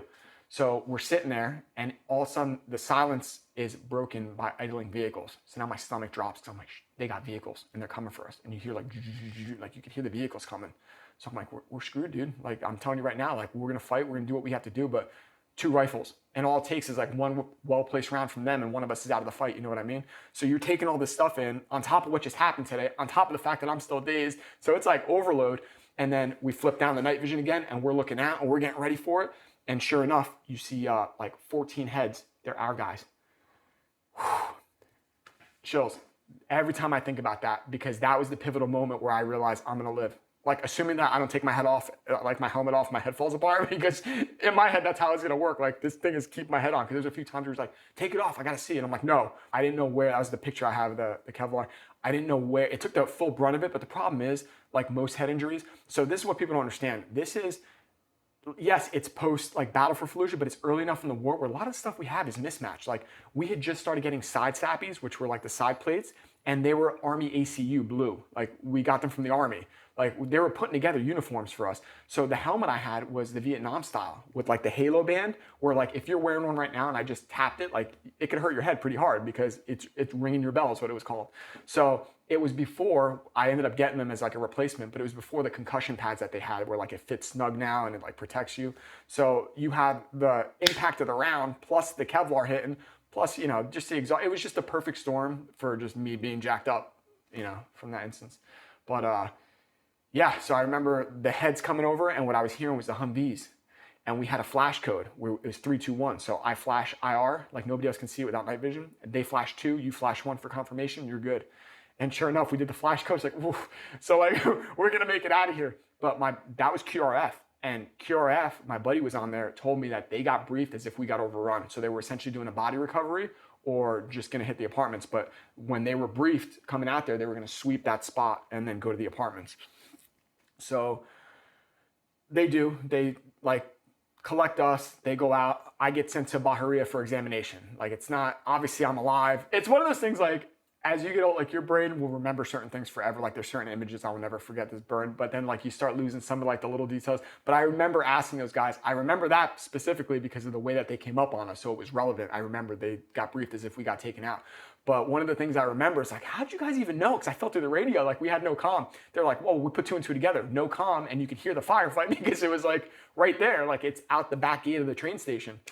So yeah, they put 2 and 2 together, and that's how they ended up coming out. So I went to Bahia, which is like where we went for R&R and hot chow and stuff like that. And you know, the corpsmen did their examination and everything. So now I'm fine. We're into the morning of the 8th now, and like obviously yesterday was the worst day of my life, like terrible. And it gets a little worse because now, to bring everything full circle, it's irrelevant who it was. I don't remember if it was like the captain or like the platoon. Somebody came, and it was a 2-part deal. They were there to check on me, but then they're also like, listen, I got tasked with going through the personal effects of the Marines that's got to get sent home. Can you help me? Like, I'm going to need help. So now, after the freaking day that we just had, like losing 4 people, I get shot that night. And now that morning, I've got to dig through the personal effects because, like, you know, I'm not, you know, telling any secrets here, but you go through that stuff because if there's porn in there, if there's anything that it's unbecoming, you don't want somebody's family to see or get anything. It could be anything. You just take it out of there. So you go through the effects. You don't just seal it and send it as is. But I had to do that. I spent that afternoon going through the effects of the Marines that were going to be, personal effects that were going to be sent home. So now it's like the double gut punch because I can't even move on and forget. Now I'm going through their personal effects. I'm seeing letters. I'm seeing pictures that these people have families. So now I'm getting that like dose of reality. Like, I don't even have the luxury of ignorance that I can forget about what happened because now I'm like that much more into the, you know, story here. So I'll never forget that. You know, it's a worst day that got capped off by that. Yeah, after that whole, you know, getting shot incident, I go to Camp Bahia and I got eval. And then those next weeks leading up to it, it almost came off jokingly, but Barbosa would tell me like, he would make comments like, yeah, man, because you were out for a while. And I just thought I just got rattled and like maybe, blacked out for a second or so. I didn't realize I was out for a little bit. So I got like the rest of the picture from him. But the problem was 3 weeks to the day, like on the 28th. So 3 weeks from like that horrible day, I'm the one manning the radio that looks at the maps and puts those checkpoints in, whatever. So not the one that we were at, not the sketch post, but the other one where those guys are out there for 3 days at a time with 4 of them. They need a resupply of MREs or something. So Barbosa, who was out there with me the night that I got shot, the one that helped me out to get back in the post and everything, and it's kind of filling in the blanks for me, he loads up in the vehicle to go with them. And I just gave them permission to exit. Like you have to ask for permission to leave and re-enter. I just gave them permission to leave. And you kind of hear something crunch, like something happened out there. And I get the phone call or the radio call like, hey, we've been in an accident. So when you leave the train station, you have to bank hard and then you're kind of on overpass until you get to that post. And they're like, yeah, this is not good. We got into an accident, whatever. And they're trying to describe, Humvee flipped over. We can't find Barbosa. So right off the bat, I'm telling you right now, this is the only time that I've been taken off my feet. Literally the only time. Like even on that day of the 7th where it was crazy, like I was still able to like stand my own with the stuff I was seeing. This one, I had to lean on the table, like it knocked the wind out of me. The first transmission comes through that they can't find him. Second one comes through. All right, we found him. So we had on these high backs, these big, they called them coffins, but it was a big box with like Kevlar blankets and stuff. And the point of that is if like this is the front of the Humvee, you can sit on that and another guy can sit here face outboard. So you can porcupine. Well, that box is so heavy that when the truck rolled, it crushed Barbosa's skull. So they found him. They're trying to move this big box. And when they moved it and flipped him over, you could just, again, it's the eyes. The eyes tell you everything. You can see that there's nothing there. This is all crushed. So now the one guy that was out there with me, that we had this bond, that's, he was in my fire team. We've got these stories together, and 3 weeks to the day, he gets killed in an accident, like not even combat related. Believe me, we've seen bodies in some crazy positions. Like some of these insurgents, the ones that didn't get taken away, that look like somebody smushed them or like had holes in them or whatever. It's not that stuff that affects me. I know some people have, it's our guys because you're more invested. Like I just my personal opinion, I think like with the insurgents and stuff like that, you did such a good job at dehumanizing them for the sake of doing the job that you had to do, that, there should have been no reason for like, oh, I'm sad that I did this to another human being or that. Like, that's your job. Like, this is war. It's been going on since the beginning of time, and I hate to break to you, it's not going to go anywhere anytime soon. So that part was okay, but, especially like that blood pool, like that, I didn't see that for what it was. Like, I saw that as a Marine that I just, spent all the time with, that fell into water crossing the rifle range the one time because he thought he had a hold of a branch. Like, those are the memories that I'm picturing as I'm looking at that blood puddle and realizing what I'm seeing. So it's all the backstory. It's not the horror of blood or anything. There's a person attached to that. And that's his ending. That's it. And it just hit me a certain way. So that's the stuff that I carry with me. It's not what you see over there, or the stuff you do, at least not for me. It's the people that you spend many years trying to convince yourself and finally becoming okay with the fact that it wasn't you, that it was somebody else. And do with that what you will. Like, are you going to tell their story? Are you going to bury it in booze? We've all done everything, try to forget those. The being over there make me miss back home. No, it's funny. We didn't even touch on that either because we kind of just glanced. So like there's a lot to pack in like such a small time. But that was the one key that helped me out, not just through boot camp, but through the deployments too. So in boot camp, there was a lot of people, like the physical wasn't a problem. Like I ran cross country in high school, that DEP program, I was doing 23 pull-ups and 20 is perfect. So I was good with the physical stuff. That's why boot camp, I don't really remember too much. But I remember a lot of kids having like cultural issues. Like they get there and it's culture shock. Like, I miss my mom and dad. Life was so good. I was like, this is great. Like I have a clean bed. Even if I can't eat them all, I have 3 meals a day and I'm working towards a goal. So like I was locked in. Same thing with deployment. I turned a bad situation good because my home, I always go back to that. Never mind that 1.5 years, 2 years that I spent with my friend. I always remember where I came from, which is important. Good or bad, it's important you remember where you come from. But I just remember what it's like living in that basement and not having anybody care about you and just going through the motions and like holding on to this one glimmer. Well, guess what? I'm living that glimmer now. Is it ugly sometimes? Oh yeah. Does it suck? Yeah. Is it going to affect you? Like what I had to go through later on in life? Yeah, probably. But at the end of the day, that's what defined me in life. Like that, my life could have been very different with the childhood that I had and with the upbringing I had. And the Marine Corps gave me purpose. And the Marine Corps was giving me exactly what I signed up for. There was nothing. Even in not going to the rifle range and going to H&S Battalion, every experience that they afforded me was everything I could have ever wanted and what I needed. That was a rough deployment because of the loss on our end. Like it just, if the operational tempo was so fast that you didn't have time for grief and you didn't have time to properly, deal with that. If there even is a way, because nobody really talks about it, nobody really knows how to, especially at that point in the war. It's just whatever happens, and then you have to move on. What are you gonna do? You can't stop. Like those guys are still in the city, so you're back out there the next day, and you're pissed, so you want to find those guys. So it's like all that's going on, you don't have time to deal with things properly, and then it just ruins everything from there on out. Like even homecoming, I was thinking about this on the flight over here, like how homecoming should have been like a happy experience. Like if you have family that supported you, girlfriend, wife, whatever, you see them, like the bus pulls up and you can see them with signs and shirts. But then who else I see in the crowd, which is like, even if said and even think about, it's the family members or the ones that didn't make it that have the white memorial shirts, but they're still there to support the friends because we've stayed at their house, or because we've had their brother or their sister come over to hang out, and we include them like part of the family, so they're there. And then instead of sitting there and going off to the crowd and then doing what you're going to do, you're going to the base theater, because in the base theater we have proper memorials, and you're going to go pay your respects again after you've already done that overseas. So it's just that constant reminder, and it was rough. So homecoming is like mixed. It should be a happy time, but you're borderline embarrassed that you're back and they're not. Like, did you do your job?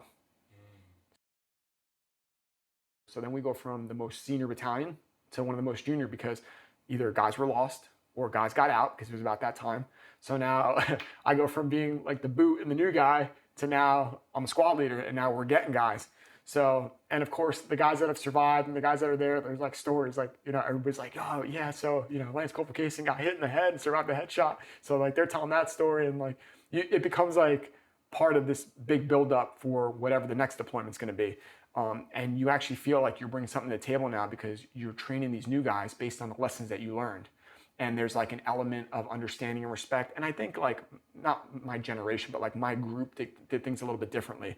Like, not that we were softer on the new guys, but we understood the potential now. Now we understand what that loss of life feels like. Now we understand what that bond that's forged in battle feels like. So again, not that we took it easy on them, but we were a little more careful in pulling them into the envelope. Like, you need to understand this. Like, all that stuff aside, like, you're going to rely on me and I'm going to rely on you. So I'm not going to sit here and haze you just for the sake of checking it off the box. Like, you need to understand these lessons, because I care that you actually come home, and I also care that I come home, and I need you to have my back.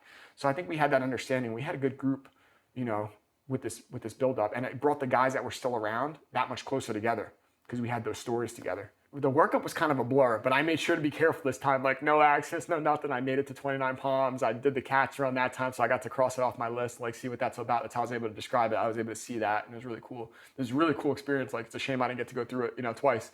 But we got orders, and we're going back to Iraq, which we kind of knew. Afghanistan is they're starting to kind of be on the radar, but we already know you're going to Iraq. And then we hear it's not just Iraq you're going back to. You're going back to Fallujah. So for a lot of us, like, I just said the words and I got chills again, because it just, it was like unfinished business. And it was kind of like, it was a weird thing going on there too, because in a way, it kind of felt like home. There's something about like experiencing trauma in a place that you get connected to it. Like, even to this day, like if you ask me the defining moment, Fallujah all day long. Like, when did you really become a man? When did you test yourself? Because unfortunately in society nowadays, not a lot of people get to do that. So I can answer that question in a heartbeat. You don't even finish the sentence. Hey, where'd you become a man? Fallujah. That's where we bled. That's where we fought. That's my war. And you kind of like have that identity like connected to that place. And to hear that we're going back there now, it's like, game on. And it kind of put, the new guys were excited, but they were cautious, because they had heard the stories and they had seen like how seriously we took it. And so we ended up doing the workup and going back over to Fallujah again.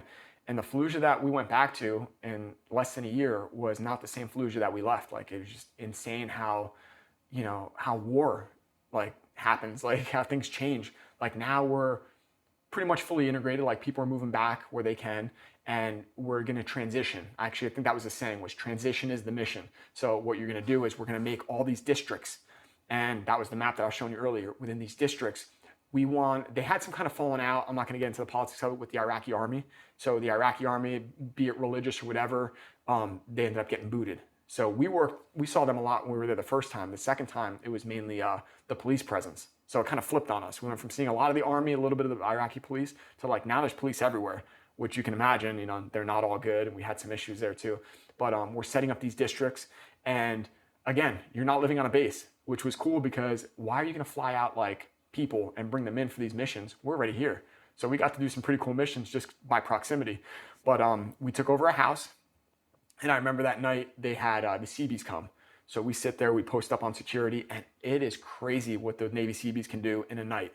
Like they come out with the D7 dozers and whatever other equipment they have, and they set big concrete barriers, and they build a fortified house for us. But this house has Iraqi neighbors. Like I remember talking about pee bottles earlier. We had an issue with the one neighbor because we peeing them on posts and people were throwing them like into their yard.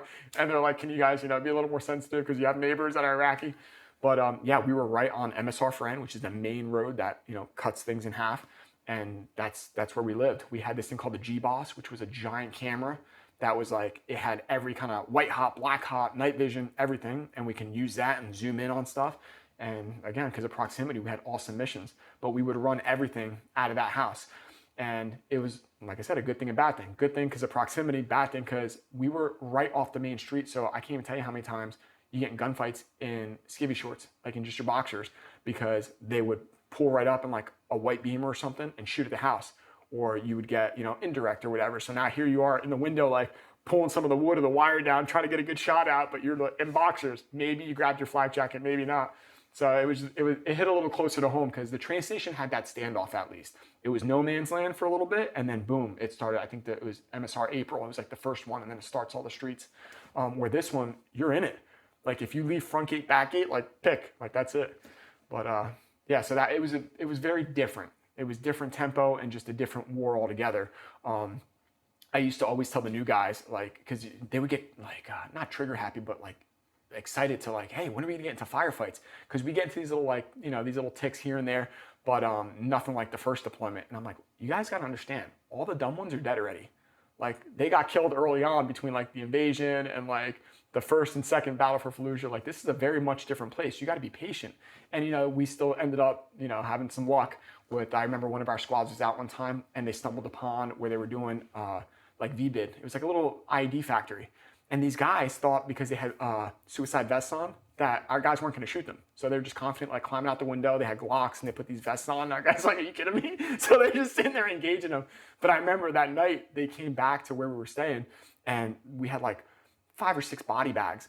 And whoever it was that wants to take pictures to see if it's anybody they're looking for, they're like, well, you know, open them up. We got to get pictures of each one of them. So I remember it was me and another guy, and like we unzipped the first one, and just from being like all the way up in the bag, he was kind of like stuck like this. So you like hold the head for the picture, and then it goes like right back. So it's a little more like contact than you want. So we zip him up. And the second one I always remember, because man, don't eat lunch and listen to this one, but we open it and he was a shorter dude. So we pull the flap on the, we thought it was just enough to like show a face, and he's not there. So I'm like, I got it. So I grab the feet and I lift up, and he freaking comes sloshing forward because he had a headshot. So it was like if you watered down cottage cheese, like when you're cleaning the container. But imagine the smell of a black body bag, and this guy was shot like hours ago. So like his head looks like what it looks like, and you get that smell and that slosh. Everybody was just like ready to throw up from that one just because it was like sitting there. And I do remember it was like one of the few times that we had interaction on that deployment with the Iraqi army, but they had asked us like, hey, can we have some of these? And we're like, yeah, I don't care what you do with them. Like they already came take pictures. You know, we don't want them. You're going to let family claim them, whatever you're going to do. Like they're bad guys. And sure enough, I think the next day they hung them from bridges with signs as like a deterrent to the insurgents. I was like, man, these guys aren't messing around. Like they took the bodies and freaking strung them up. But yeah, but the point was the tempo was different. Like there were still bad guys to be hunted and dealt with, but it just was not like it was before. Like so fast paced, and they're moving the bodies, and then we'll get them tomorrow, you know. Or you knew what neighborhoods, which actually the same bad neighborhoods. That's the one thing that didn't change. I was telling you earlier about that pizza slice. As you get close to Blackwater Bridge, there's one neighborhood that's not grid like everything else. It's in the shape of a pizza, and that's where the Martyr Cemetery is. Zarqawi's compound was there. I remember they asked us to go in there. I don't know, I highly doubt they would have sent us. I don't know if they thought he was there, but they definitely thought that there was some information in the house, and it ended up being one of his wives was there. And I remember while we're in there, like confiscating all this stuff, and I don't remember if they were going to take her or not, but the neighborhood, like they had a big problem with that. So here we are, like whether they had her or not, I don't know, but we had computers, like we had all this stuff, and we go pop the gate, and we had to do riot control because these people were all over, because obviously there's a woman in the house and here we are. So like that became a big issue. We had to call cap platoon, which I'm sure you've heard of before. They got the souped up Humvees with the 50 cals. They bailed us out a few times too. We got pinned out, like, we're on foot patrols on Fran and we got to cross this big street. I just remember these guys, you can hear them, like souped up Humvees. The guy's like, watch this. And he's just hitting the building with the 50 cal. Looks like the Hulk is punching it. It's like blowing, big blocks out. But yeah, so it was always cool. But we had to call them because, the riot control. And I have a picture like that too, where you could see the Humvee and we've got like from where it was shot. And I think the lieutenant was sitting in front of me and he's on the radio and you could see all the people through the windshield. Because of how many people came. They had a big problem with that. But that was a neighborhood, if you want to get your feet wet or if you had a new guy just got there, we'll patrol down to the pizza slice today. Guaranteed you're going to get into some kind of contact down there. Just all the snatch and grabs, like that became like a fun deal of getting, these reports. Even though obviously I was a big lesson in that we don't completely own the night, obviously, with me getting hit at night. And that was on the first deployment. But we would do snatch and grabs at night, like, hey, we need these targets. And that's like all the pictures that I have where it's like my trophy hunting where you got the guys, but they were like, hey, we need this guy's computer because he's been making passports or waste to get somebody in the city. We need this guy because he knows how to build IEDs, whatever. So please don't kill him, grab these guys. So we would go there at night and you almost play a game like, can you pop the gate? Can you get in there quietly and like, like get these guys out? And yeah, that's all the pictures I have where like, it was almost like Inglourious Bastards, like that one that I have where the two guys are sitting there and you're just like, man, I'd be crapping my pants if I were you right now. Because these guys knew, like, they don't know what we're going to do with them, but, they're sitting there hogtied and stuff. They've been getting away with their bad guy stuff for long enough, and now we got you. We came at night. They get fed information and they think that that's the way things are. And I remember hearing stories the first time, especially later on, getting so tattooed. They would tell some of the people that Marines specifically get a tattoo for every family member they kill. So it's like stuff like that. So yeah, it's very possible that woman would have cooked a grenade off holding her baby because the alternative, like they're probably seeing guys like us and they're like, man, if they're killing family members, they don't know me, they don't care. So yeah, I'm sure they had like crazy visions of us, but not all the people were like that. Like there was a lady, I remember because we got yelled at for it, there was women that would sneak us bread. Like we go into a house, maybe we sit down, have tea with somebody, get some information. Like there were some guys that were pretty, honest about what's going on. They're like, not everybody here is an enemy, but you got such poverty going on. You got these insurgents group that say they're going to pay you $500 to go dig a hole or $500 to drop something in a hole. These guys are going to do it. Absolutely. So you kind of get that perspective, not that you care, because at the end result, like once you commit to make that money, you got a problem. You just cross the line. But yeah, we had tea with people. Some of the women would give us bread and stuff, but then there's those groups that were kind of standoffish about us. They would send this kid with Down syndrome with just the upper receiver of an AK and point him in the direction of our post to see if we would shoot him. Thankfully, our guys had enough self-control and knowledge to realize like the kid's special, he's banging around with but like they would use these kids. And then the one I told you about with them making the kid hold the Iraqi police officer's head. So we try to be standoffish, and we had Snyder who was handing out candy to kids and got shot. So we try to keep our distance. Like obviously you had that Hearts and Minds initiative coming through and they were handing out teddy bears and we would do like security for them and stuff. But like us personally, we'd rather not be involved because we don't want them to use that as an opportunity like you hear where they're like handing out soccer balls and stuff and all of a sudden something blows up. Well, now you feel responsible because you're the one giving out toys. You know what I mean? And that's not everyone, but just that was our take on it. So we kind of stood off. But you saying with the female Marines with the long hair, so they were testing out this thing called the Lioness program. So they had 2 female Marines that they wanted to come out and like they were going to help us because, at this time with the people in there, snipers or whoever would hand the women off the rifles and they would hide them in their dresses. We couldn't handle them. It was a real touchy situation. And you can ask them to pull their dress type, but you can only see so much. So they were the ones that were going to be a female presence, but also be able to handle them. And it was such a big thing. Like the command was like, they had to evacuate the second floor of the house that I showed you where we lived in. They're like, do not touch them females, do not talk to them, let them do their job, and that's it. So we didn't really get to work with them because they just wanted to keep us, probably for the best, but as far away from them as possible because, you get some crazy Marine that, inevitably is going to want to push the line. But it was cool, good on them for like being out there and being a part of that program. I know they ended up having some success. But it's just, I don't think it was to the capacity that they thought because they were just like, it was such an inconvenience to even have them in the house because at that point we had our gym upstairs. Like we had crude like sandbags and stuff like that in one of the rooms. And like we couldn't use the gym now because they're up there. So I was like, damn, like, are they going to move along? So I remember that. But overall, I mean, there's not any one specific memory, but it because of the amount of emotion you have invested in there and the memories you have in there, overall, I would say that in itself, but no one like instance. in that second deployment, there were still a couple of guys that were even more senior than us now that were still there.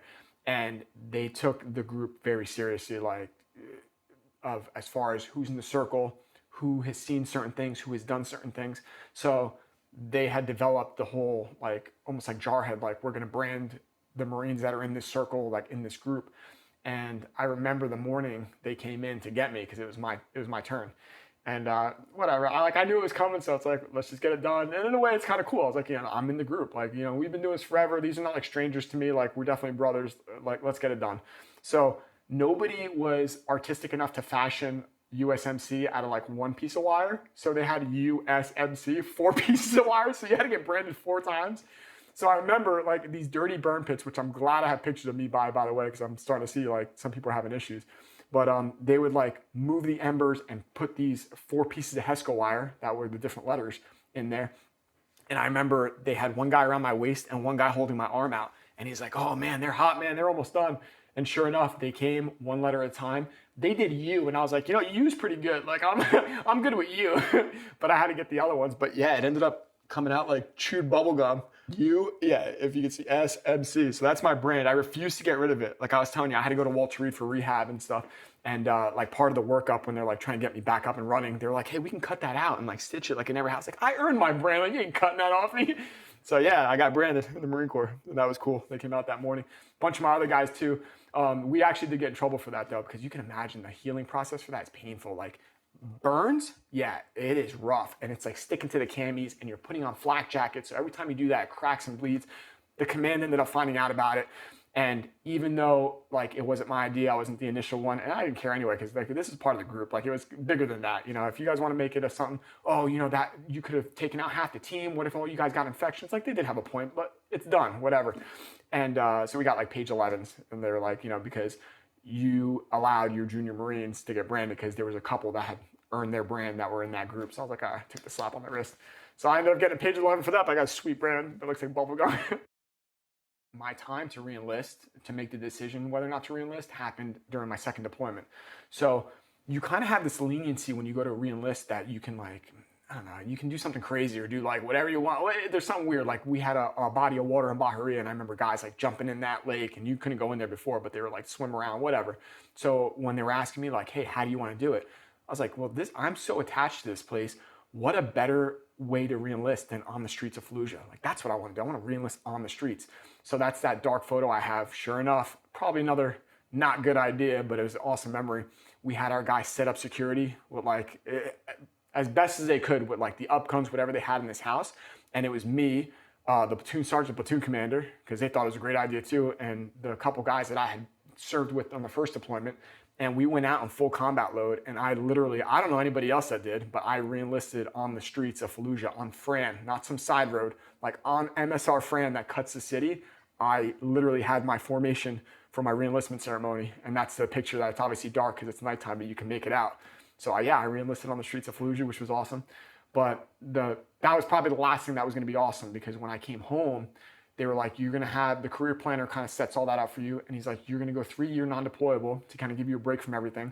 You can pick, I think my choices were Quantico, where they train the officers, or Paris Island. I was like, yeah, I want to see the behind the scenes of Paris Island. Like I want to go there, not as a drill instructor, but I was going to work on the range. So, be a range coach and maybe a PMI and get that cool safari hat. I was like, yeah, that's awesome. So the problem was the timing.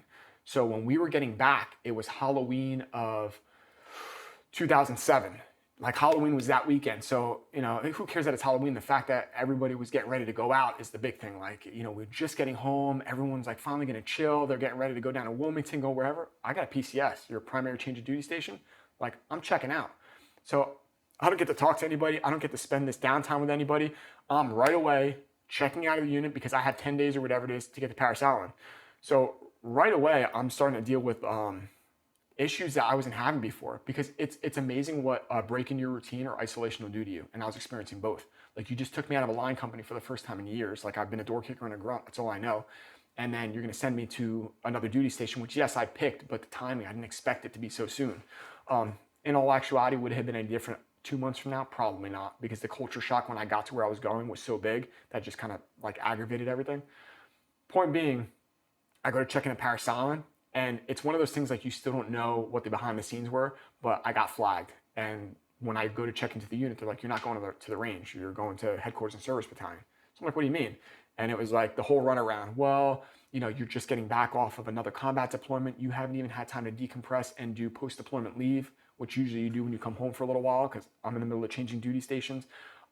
Your injuries, because they're looking at the med packet when I check in, and they're throwing every excuse. And they're like, well, let's just see if it's temporary. Let's just see, if this is something that once you ease in, then maybe. But they had a fear of me being out in the rifle range, which is ridiculous. Like, I'm not going to freak out. Like, I'm most comfortable with rifles and trying to share my knowledge. It's no different than doing a workup to a deployment. So I don't understand what the problem is here.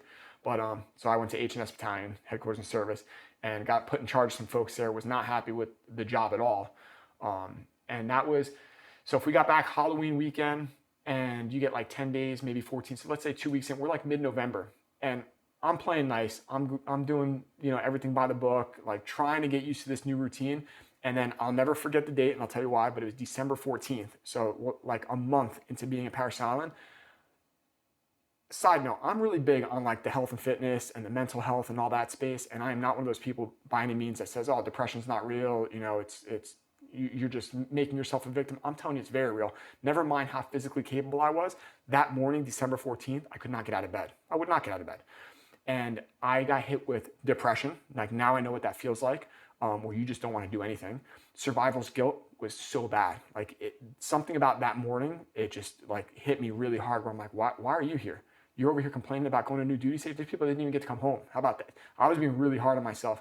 And then just like nihilism, like dealing with like, what is the purpose of all this? Why am I even doing this anymore? So I was at such a low point. So if January 7th, the year before, was like my worst year, this is my like lowest point. And I remember the sun was coming through the window, and in the Marine Corps, you can't just say, I'm not going to work today, or I'm going to call out sick. Like, you don't have that option. I didn't care. I was like, dude, I'm not going to work. And then my phone was on the nightstand. I remember hearing it like, like it vibrates. You couldn't have paid somebody to call me with the news I was about to get on a worse day than that day. But we didn't touch on that too much about my childhood, but my mom had a very strained relationship with her parents. But the one person, like, positive male influence I had in my life was her dad, my grandfather. And obviously, once she met my stepdad and kind of got like removed from there, I didn't get to see him all that much until like the later years, like in high school, because now I have a car, I'm staying with my best friend, I can sneak over there. But sometime during that second deployment, he got diagnosed with bone cancer. And it ravaged his body so bad that within 4 months, he lost a bunch of body weight and had died either that night or that morning. So that was the phone call I was getting. Of all days, like, that's the day I hear that my grandfather died. So, and at that point, I'm just numb to it all. Like, it wasn't like I sat there and cried. Like, I was just numb to it. Like, and that was a bigger problem for me, is I couldn't even feel anything. And I was trying to like get some kind of, something. So that's also the day that put me on like the mental health spotlight, so to speak. So the command, which I've said, I got really lucky throughout my Marine Corps career, because I've heard people get burned, made examples of, like, they didn't know how, but they were actually trying to help. Like, given the situation, like, the leadership understood like where this is stemming from. So I go to the Naval Hospital in Beaufort, and now they're used to seeing like stressed out recruits. I'm sure some drill instructors have some issue. It's very mentally, taxing job. One of those, I don't believe coincidence right that it was for sure one of those divine intervention moments, I'm telling you right now. But right about the time I got back from Fallujah, this lieutenant commander that I'm meeting with got back from Afghanistan, and she was on fire. She was on a mission, because while she was over there, there was a Marine dealing with some stuff. He wasn't handling combat well. Afghanistan's starting to kick off, and she tells the command, like, he needs to be out of there. He needs to go somewhere else. They don't listen to her. He goes to a porta-john and blows his head off. So she took that, so again, another chill moment, but she takes that so personally that like it was a chip on her shoulder. So we met each other at like the perfect time, because she's used to probably seeing recruits, like I said, and I come walking across her waiting room and I'm a freaking mess. And I know a lot of people try to hide it from the command. I was being super vocal about it because I wanted to help. Like, there's something going on. I'm telling you right now. And there was no shame in it. Like, I knew where I had just come from, what had just happened, but I didn't know what was going on with me. And I was like, I need somebody to help me out, or it's not going to be a good situation, because that's where we were at. So she just freaking did everything in her power with documentation, with going through med records, tying everything. She was so pivotal in like everything that's even happened to this point. But she sends me out. She gets me on a medical routine medicine like routine to keep me operating at like the highest level that I'm going to operate at, which was kind of bad too, because I was also supplementing with alcohol. So these like Paterson years were kind of rough. She sends me out in town. I get a full neuropsych eval down at Savannah, Georgia, from a clinical doctor, like some civilian doctor. So now you have her, Naval Hospital, civilian doctor, kind of putting this package together. And now I start getting in trouble a little bit. Like some with the drill instructors, and drill instructors, I love you guys. But some of the guys there, just we were having some issues, and I can tell you a story about that later. But I was getting in trouble out in town. Like I was just not enough to get arrested, but enough. I was just acting. I was acting out. Like some people go internal. There was no filter. Things would go 0 to 100 real quick. And I don't even want to tell a story, but I had a altercation out in town that was like so bad. Like I could have got killed, or this guy could have got killed. But I'll just touch on it real quick. I think it was the Bluffton Walmart in South Carolina, and I had a jacked up Chevy at the time, so I parked far away. And I remember I'm walking into the Walmart, and there's a candy apple green Caprice with 35-inch chrome. Look at something out of a music video. And there's a guy sitting on the hood. He's got his 2 friends with him, and I'm looking at him and the car. And right away he starts running his mouth like, oh, you military guys think you're so tough. I'll smack that haircut off you. Like, it's stupid stuff at first, but I wasn't like rattled by it. So I'm still staring at him. Well, he's getting pissed because I'm not like looking away or anything. I'm still looking at him walking in there. So eventually he gets to the point where it starts turning to threats now. Yeah, wait till you come back outside. That's your truck. Wait till you come back outside. He's doing like the gesture like he's going to shoot me or whatever. I was like, good to go, noted. So I go into, Walmarts are so big, they have 2 entrances. So I shouldn't be laughing. I go into the one entrance and I walk past everybody checking out in the customer service, and I come out the other way and I freaking sneak up on the car. And I sneak up on this car, and he's still sitting there with the 2 friends. They're catcalling women, they're harassing other people walking in and out. So they were there to make a point that day. They're tough guys. So I snuck up on the car.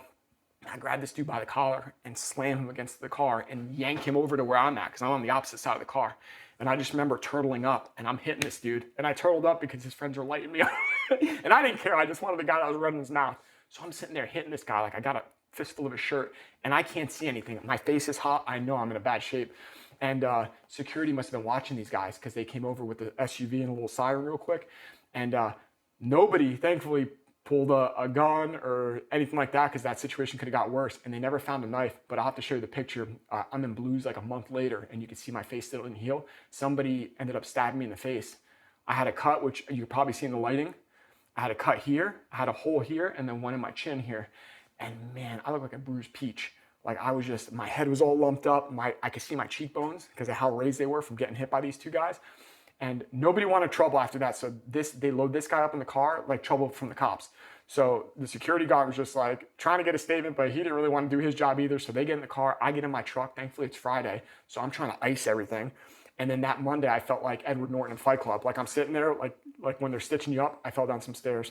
And like they all knew it was BS. But like I tell that story just to show you like the state of mind I was in. I was just loose cannon. Like there's no reason for that. Like I wasn't the aggravator, but I was definitely the physical, aggressor in that one. But so that stuff starts happening. They're closely monitoring me. The command is being more than patient with me. Like all these things are happening. And on paper, like I got the packet there. I'm still getting sent to, now things are cool because I'm starting to get, as far as like the Marine stuff, because I'm going to schools. They send me to corporal school. Well, guess who's president of the class? Guess who's class commander? Like I'm still doing all my stuff, the Marine wise, but there's something not right. There's a disconnect there. So that next December comes around. So now 1 year from where everything's, that next December comes around, like a year from when everything started, and the Navy hospital is like, listen, Walter Reed has a program, but they're very selective. They do only a handful of service members at a time, but it's all branches. You might see Navy SEAL, you might see Air Force. So it's super selective, and they probably have a wait list. You need to go. Like you need to go see if you even qualify. So I get cut orders. They temporarily detach me to Walter Reed. And man, you thought you were like interviewing for a job. Like you talk to a panel, you talk to these doctors, they comb through all your stuff. And at the end of the time that I'm there, they're like, you need to be in this program. Like this is absolutely for you. That's the good news. The bad news is the waiting list is a year. You won't get until next December. So I'm like, well, I hope I don't get in trouble or do something stupid between now and then.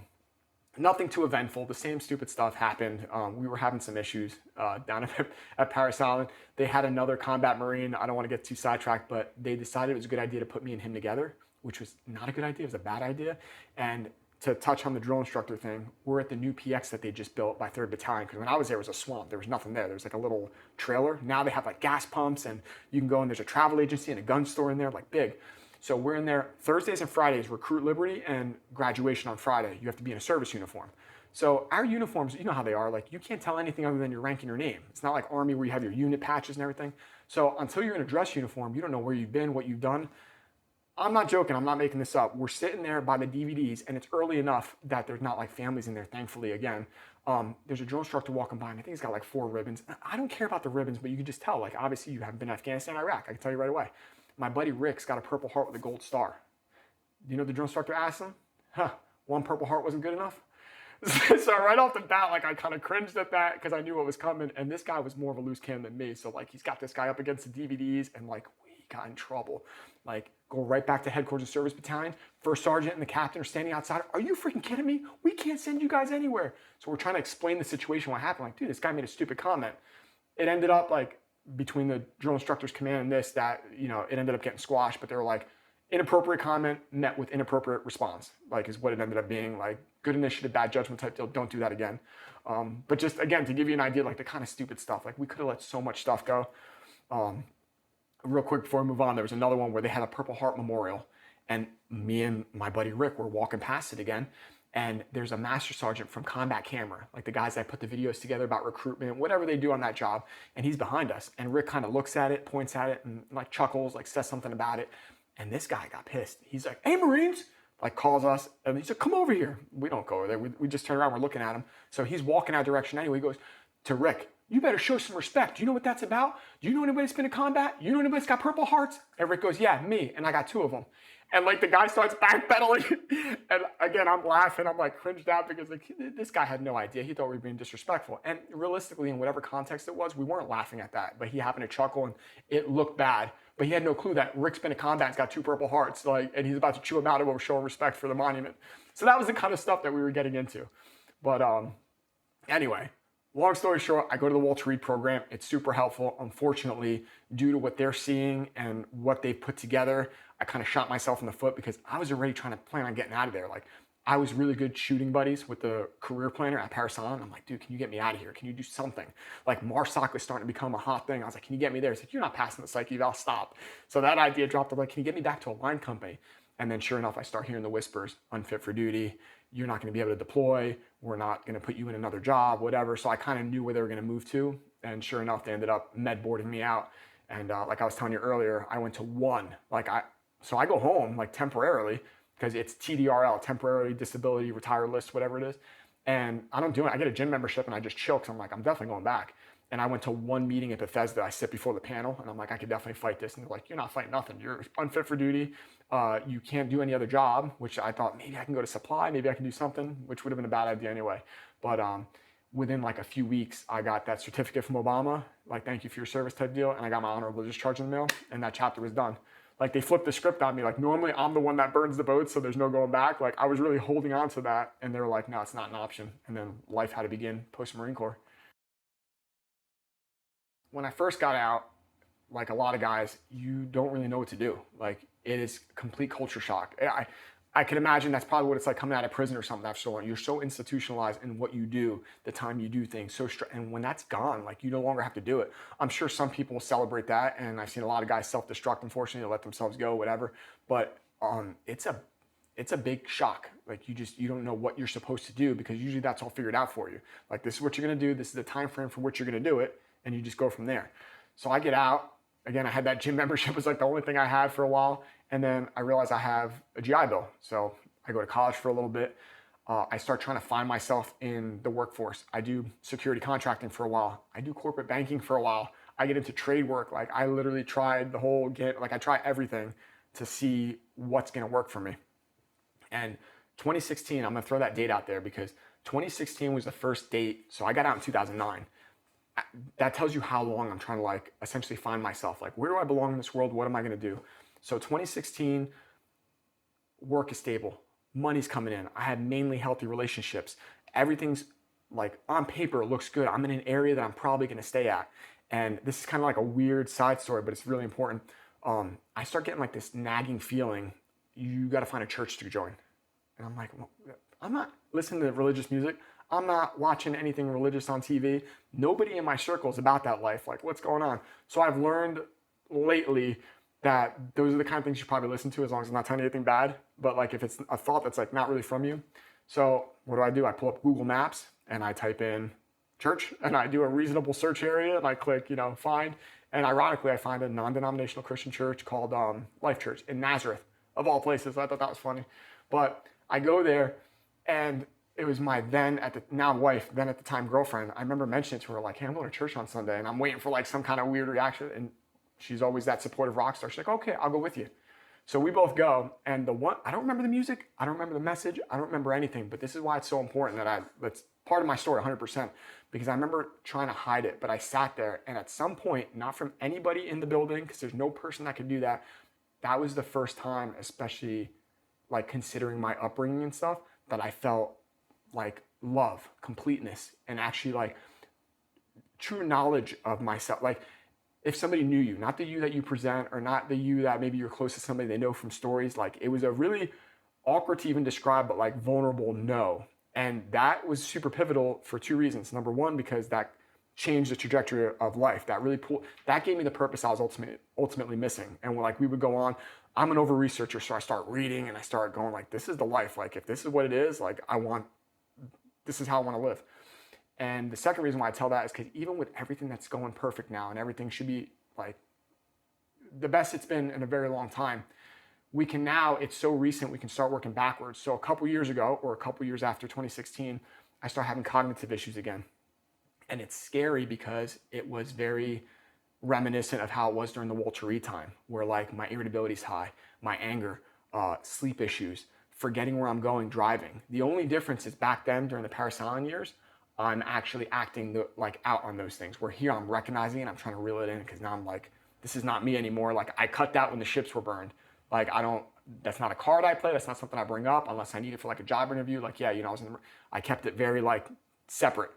And now these things are starting to pop up. I'm like, why? Like, I don't understand what's going on.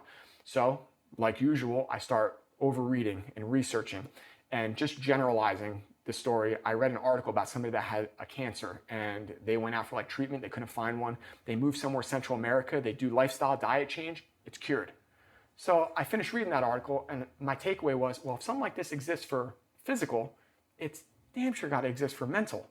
So again, I don't believe in coincidence. It's definitely one of those divine intervention moments. But through a series of conversations and meetings, I get a call from a former Green Beret here in Santa Barbara, California. And he's like, listen, I heard your story. We have a program that's got a high success rate. I think you'd be perfect for it. So we talked for a while, and he's like, would you be interested? So this is a couple years ago. I'm like, yeah, like absolutely. I definitely want to do it. He's like, good. I'm going to have you download the Signal app, and somebody will reach out to you. So right off the bat, I'm like, if I got to download an app, talk to somebody, this is sketchy. But whatever. Like, so I download Signal, and sure enough, somebody reaches out. I'm not going to say his name, but he says former frogman, so he was a SEAL. And he starts going through like detailed instructions, like, this is your window. You need to fly to San Diego. At 11 o'clock, you need to go to this restaurant. You're going to order your lunch. You're going to go out to the back patio, and you're going to meet your contacts, and they'll tell you what to do from there. So I stop. I like read all that. I'm like, I'm getting recruited to the CIA. Like, it was so bizarre. I'm like, there's no way. I'm like that, or somebody's trying to take my kidneys. They're going to die. I don't know what's going on. So again, I run it by my wife at this time. We've already been married, and she's like, again, rock star. She's like, if that's what you need to do, I'll hold down the fort. I'll be here when you get back. Like, go take care of business. So I buy the plane ticket, right? And I fly to sunny San Diego. Wrong. It was like the one weekend they can remember that a hurricane came through. So the weather was ominous. This was like a couple years ago. So the weather's like really ominous and funky. And that kind of screwed up my plans. Because first of all, I had a nice hotel for the night before, like right on the water. Like, I'm enjoying the West Coast as usual. And I had planned to walk to the restaurant. Like, I had the route figured out. I'm going to scope this out because I'm still a little hesitant. I don't know what's going on here. And it's raining. So I'm like, I don't want to be all wet and stinky. But I was like, I can't deviate. This is what I'm going to do. So again, I'm generalizing, but Cali's got a vibe, like especially San Diego, like, you know what I mean? Like, people from New York have a vibe, people from Texas have a vibe. So I'm seeing a lot of that. It's a very nice area. It's not like a sketchy area, very nice like boutiques and shops. And then I start seeing the beards. I see some flannel, some backpacks. I'm like, all right, so this is probably where I need to be.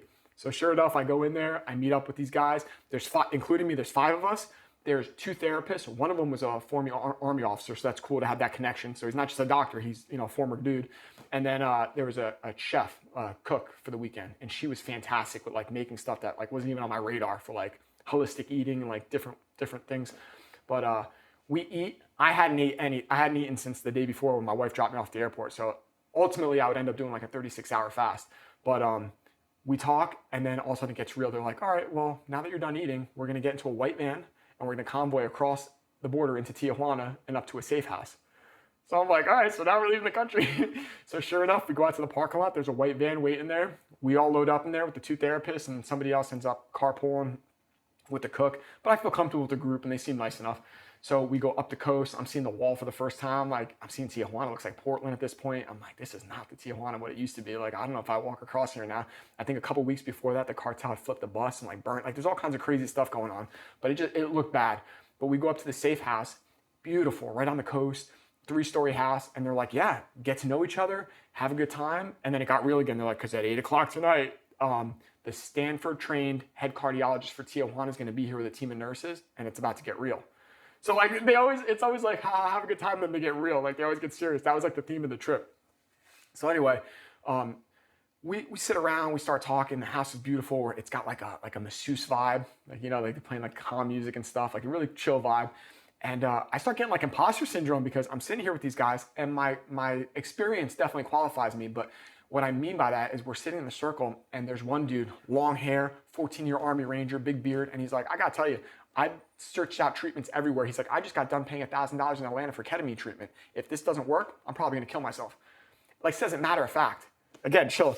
And then the other guy, he's like, I moved to Montana. I don't like people. I want to stay away from everybody. I've got a gun that I use for protection. He goes, the other day I put it in my mouth and I was going to off myself. The gun didn't go off. So I'm like, man. And like, I'm hearing these stories. There's only 5 of us. So it gets to me, and I'm not trying to make light of suicide by any means. You know, I've been down that road. We didn't touch it, but I've been down that road. But I was like, yeah, I want to live. I haven't been trying to kill myself recently, but you know, I'm having cognitive issues. But everybody was like super cool. Like, again, our experience is what matters, and we all definitely deserve to be in that room.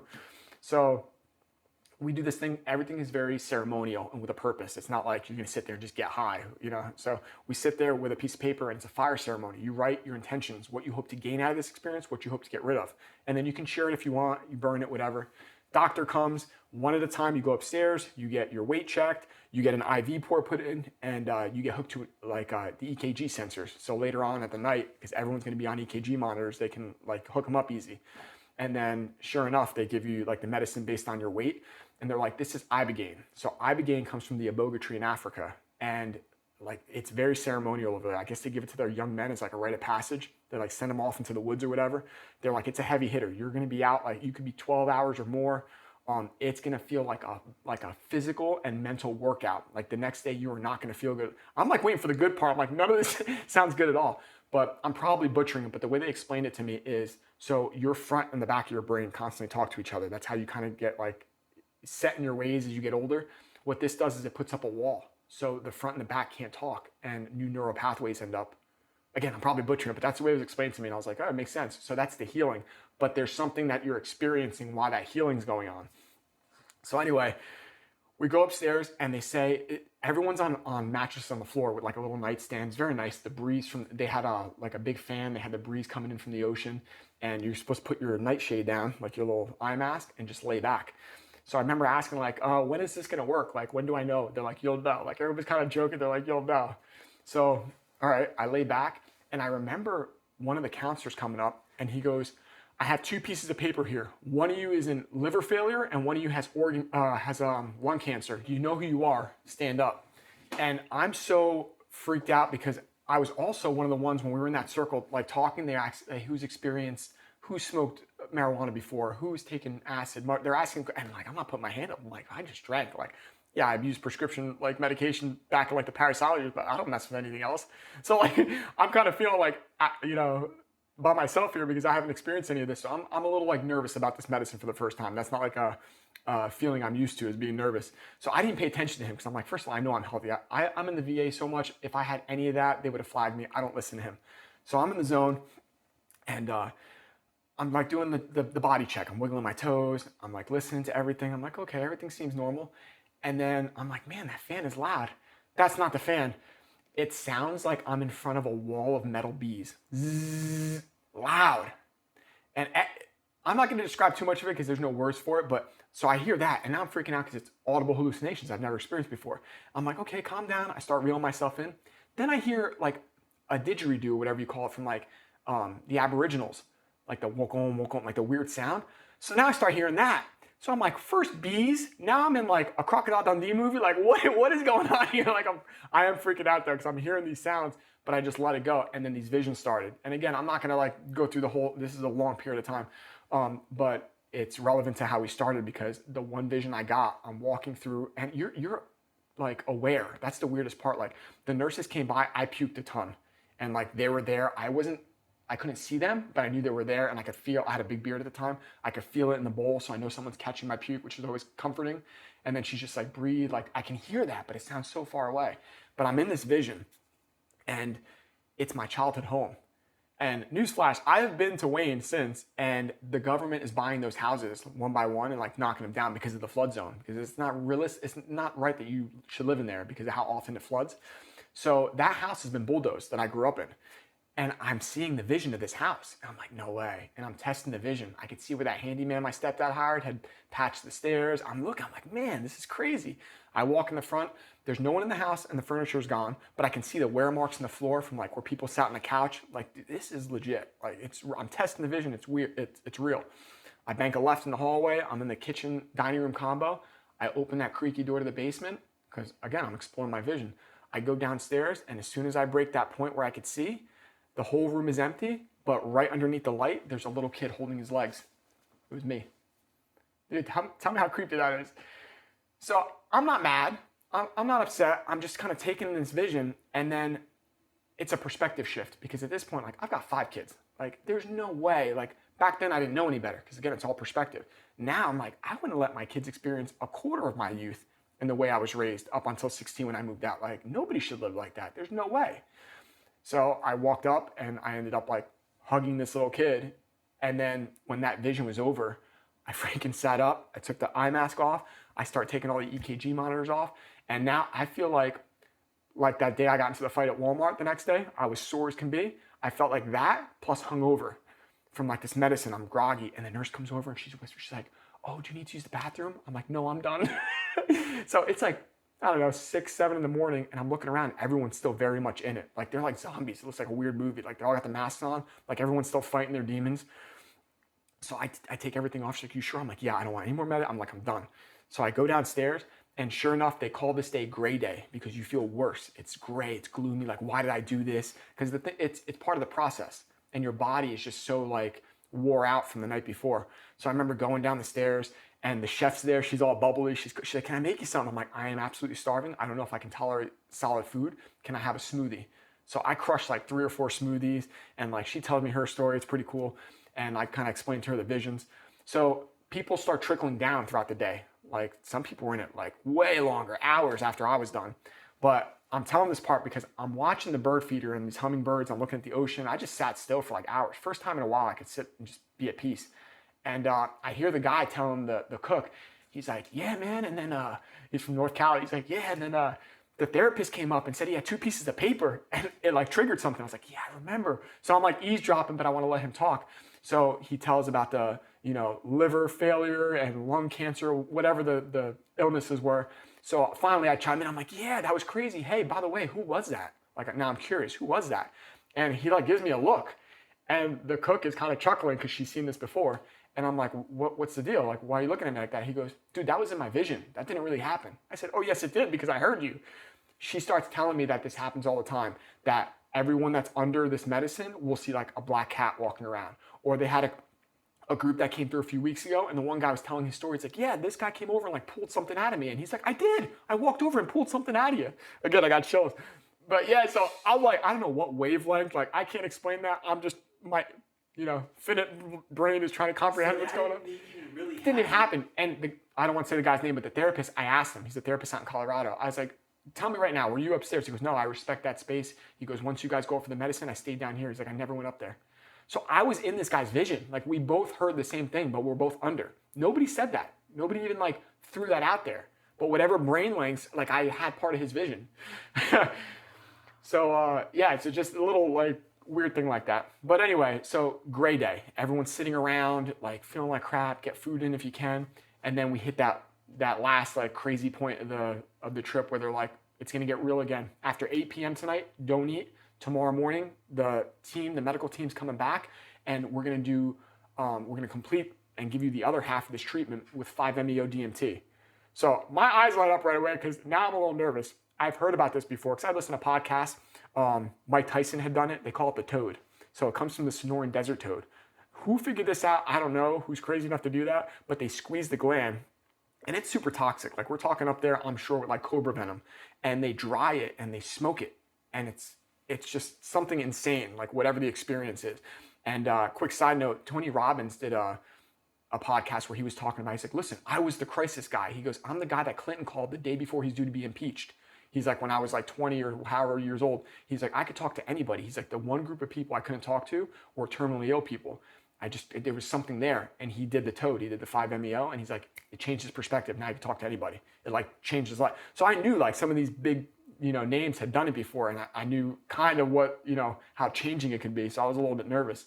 So sure enough, they're like, we just need to get an idea now. Who wants to go first? And like me and this other dude both raised our hands real quick. And he's like, well, first of all, why do you want to go first? And I was like, well, because I see some of the size of some of these guys in here. I don't want to see 6'2", 250 pound, whatever his name is, screaming because it's going to freak me out and I'm not going to want to do it.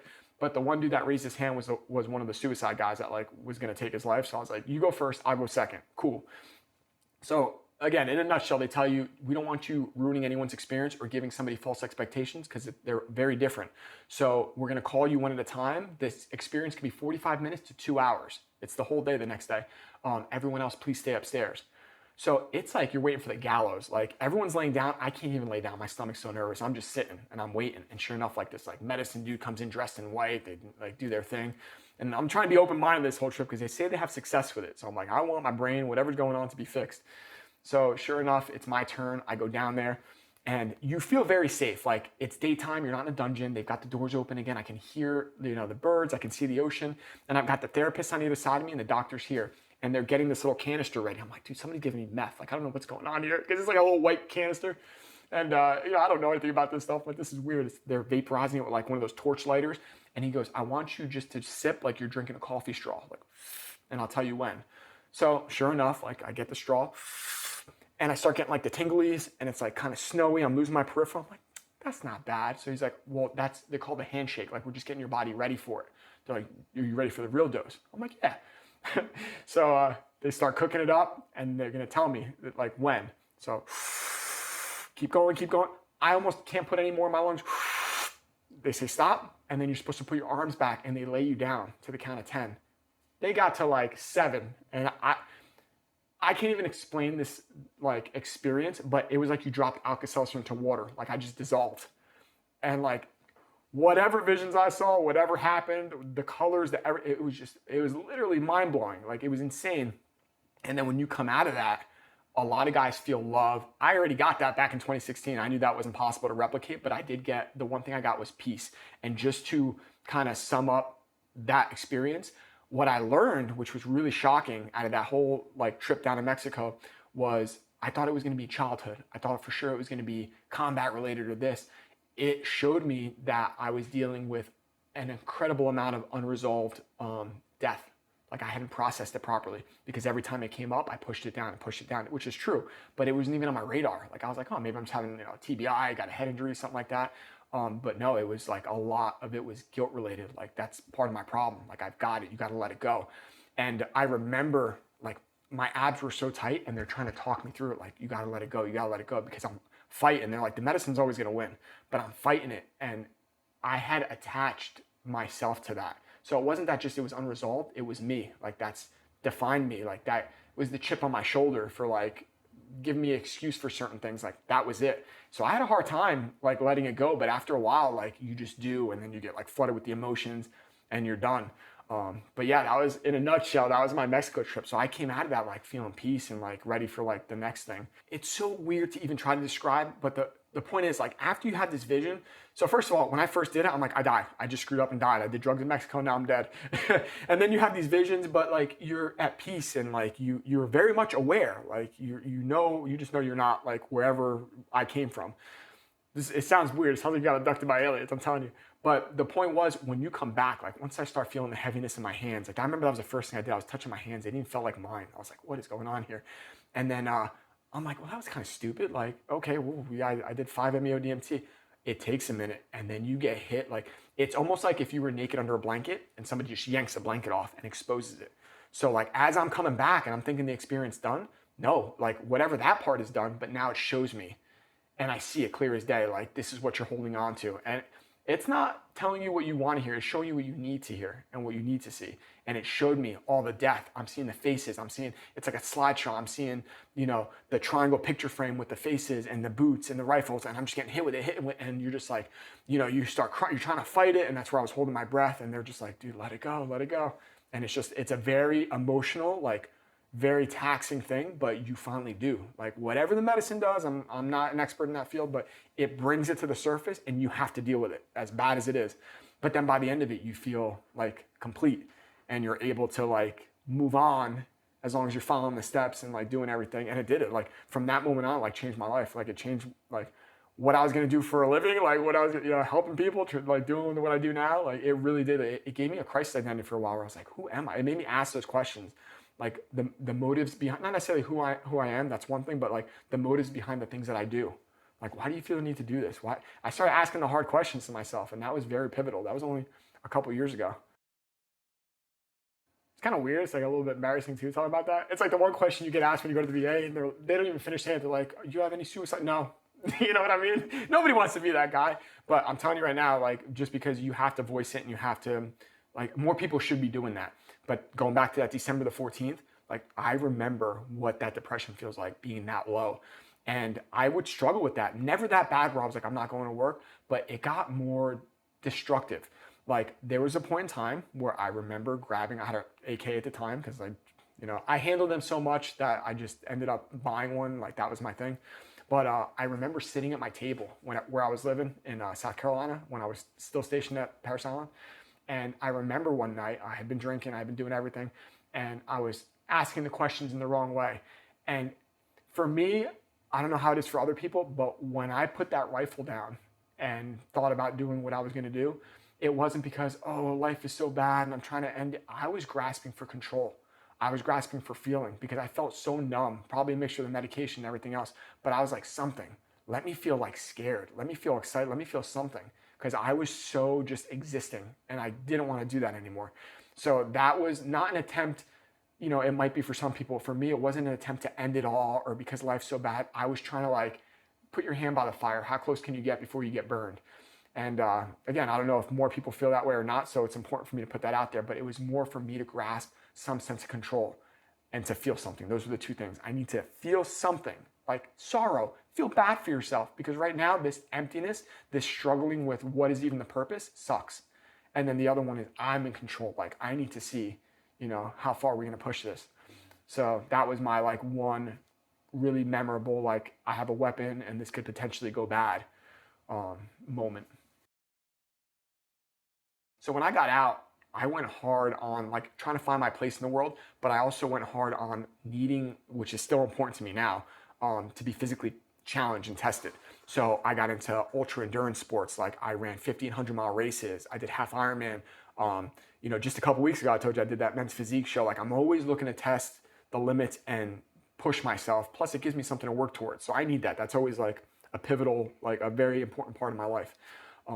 But yeah, with all that stuff that I'm chasing, like, my wife is super supportive. Like, I do some crazy stuff and she's always like, you got this, I'm here for you, which is exactly what I need. We talked about it earlier. If your partner, the one person that you have closest to you, is not supportive, you might be in the wrong relationship, and you need to be really careful about the ones that you pick, because that's somebody that's either going to support you and help you grow, or they're going to hold you back and cause these issues. Like, you should be making excuses for the one life you have, because you have to live a certain way and sneak around. Like, do the right thing to begin with and have a solid support partner, and you got nothing to worry about.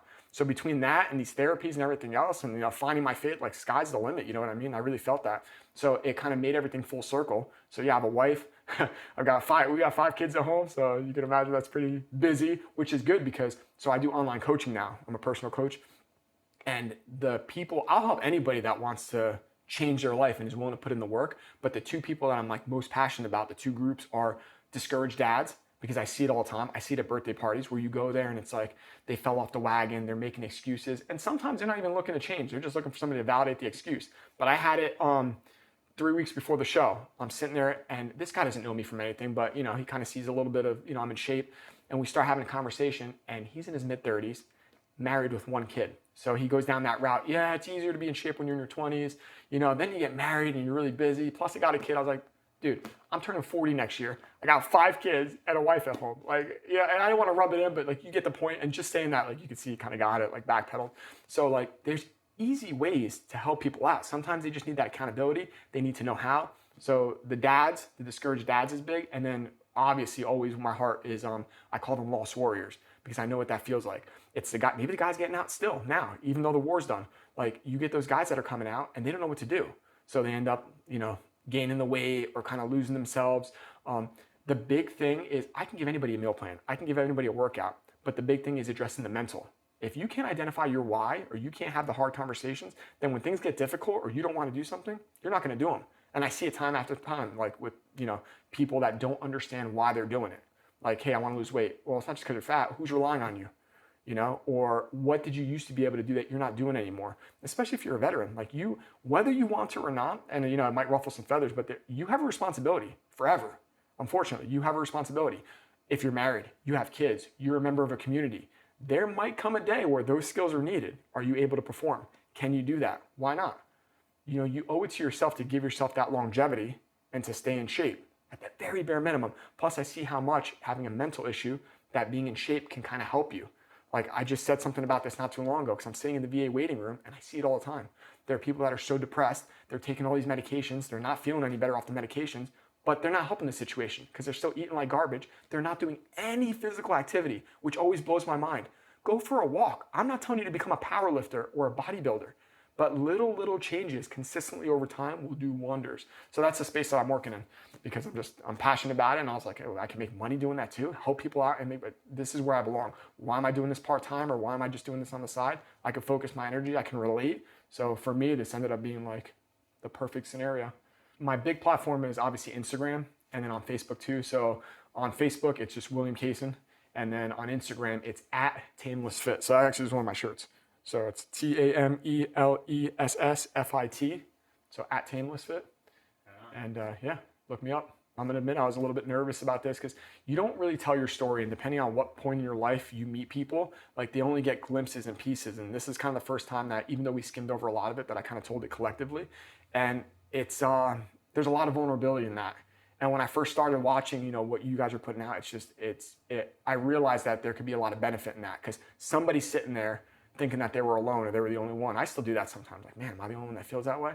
So I'm just hoping that, if someone's watching this that's been struggling, or somebody that's a little bit lost, maybe from my era, maybe this gives you some kind of peace or direction. And again, feel free to reach out, because ultimately we're in this together, and isolation is the worst thing you could do.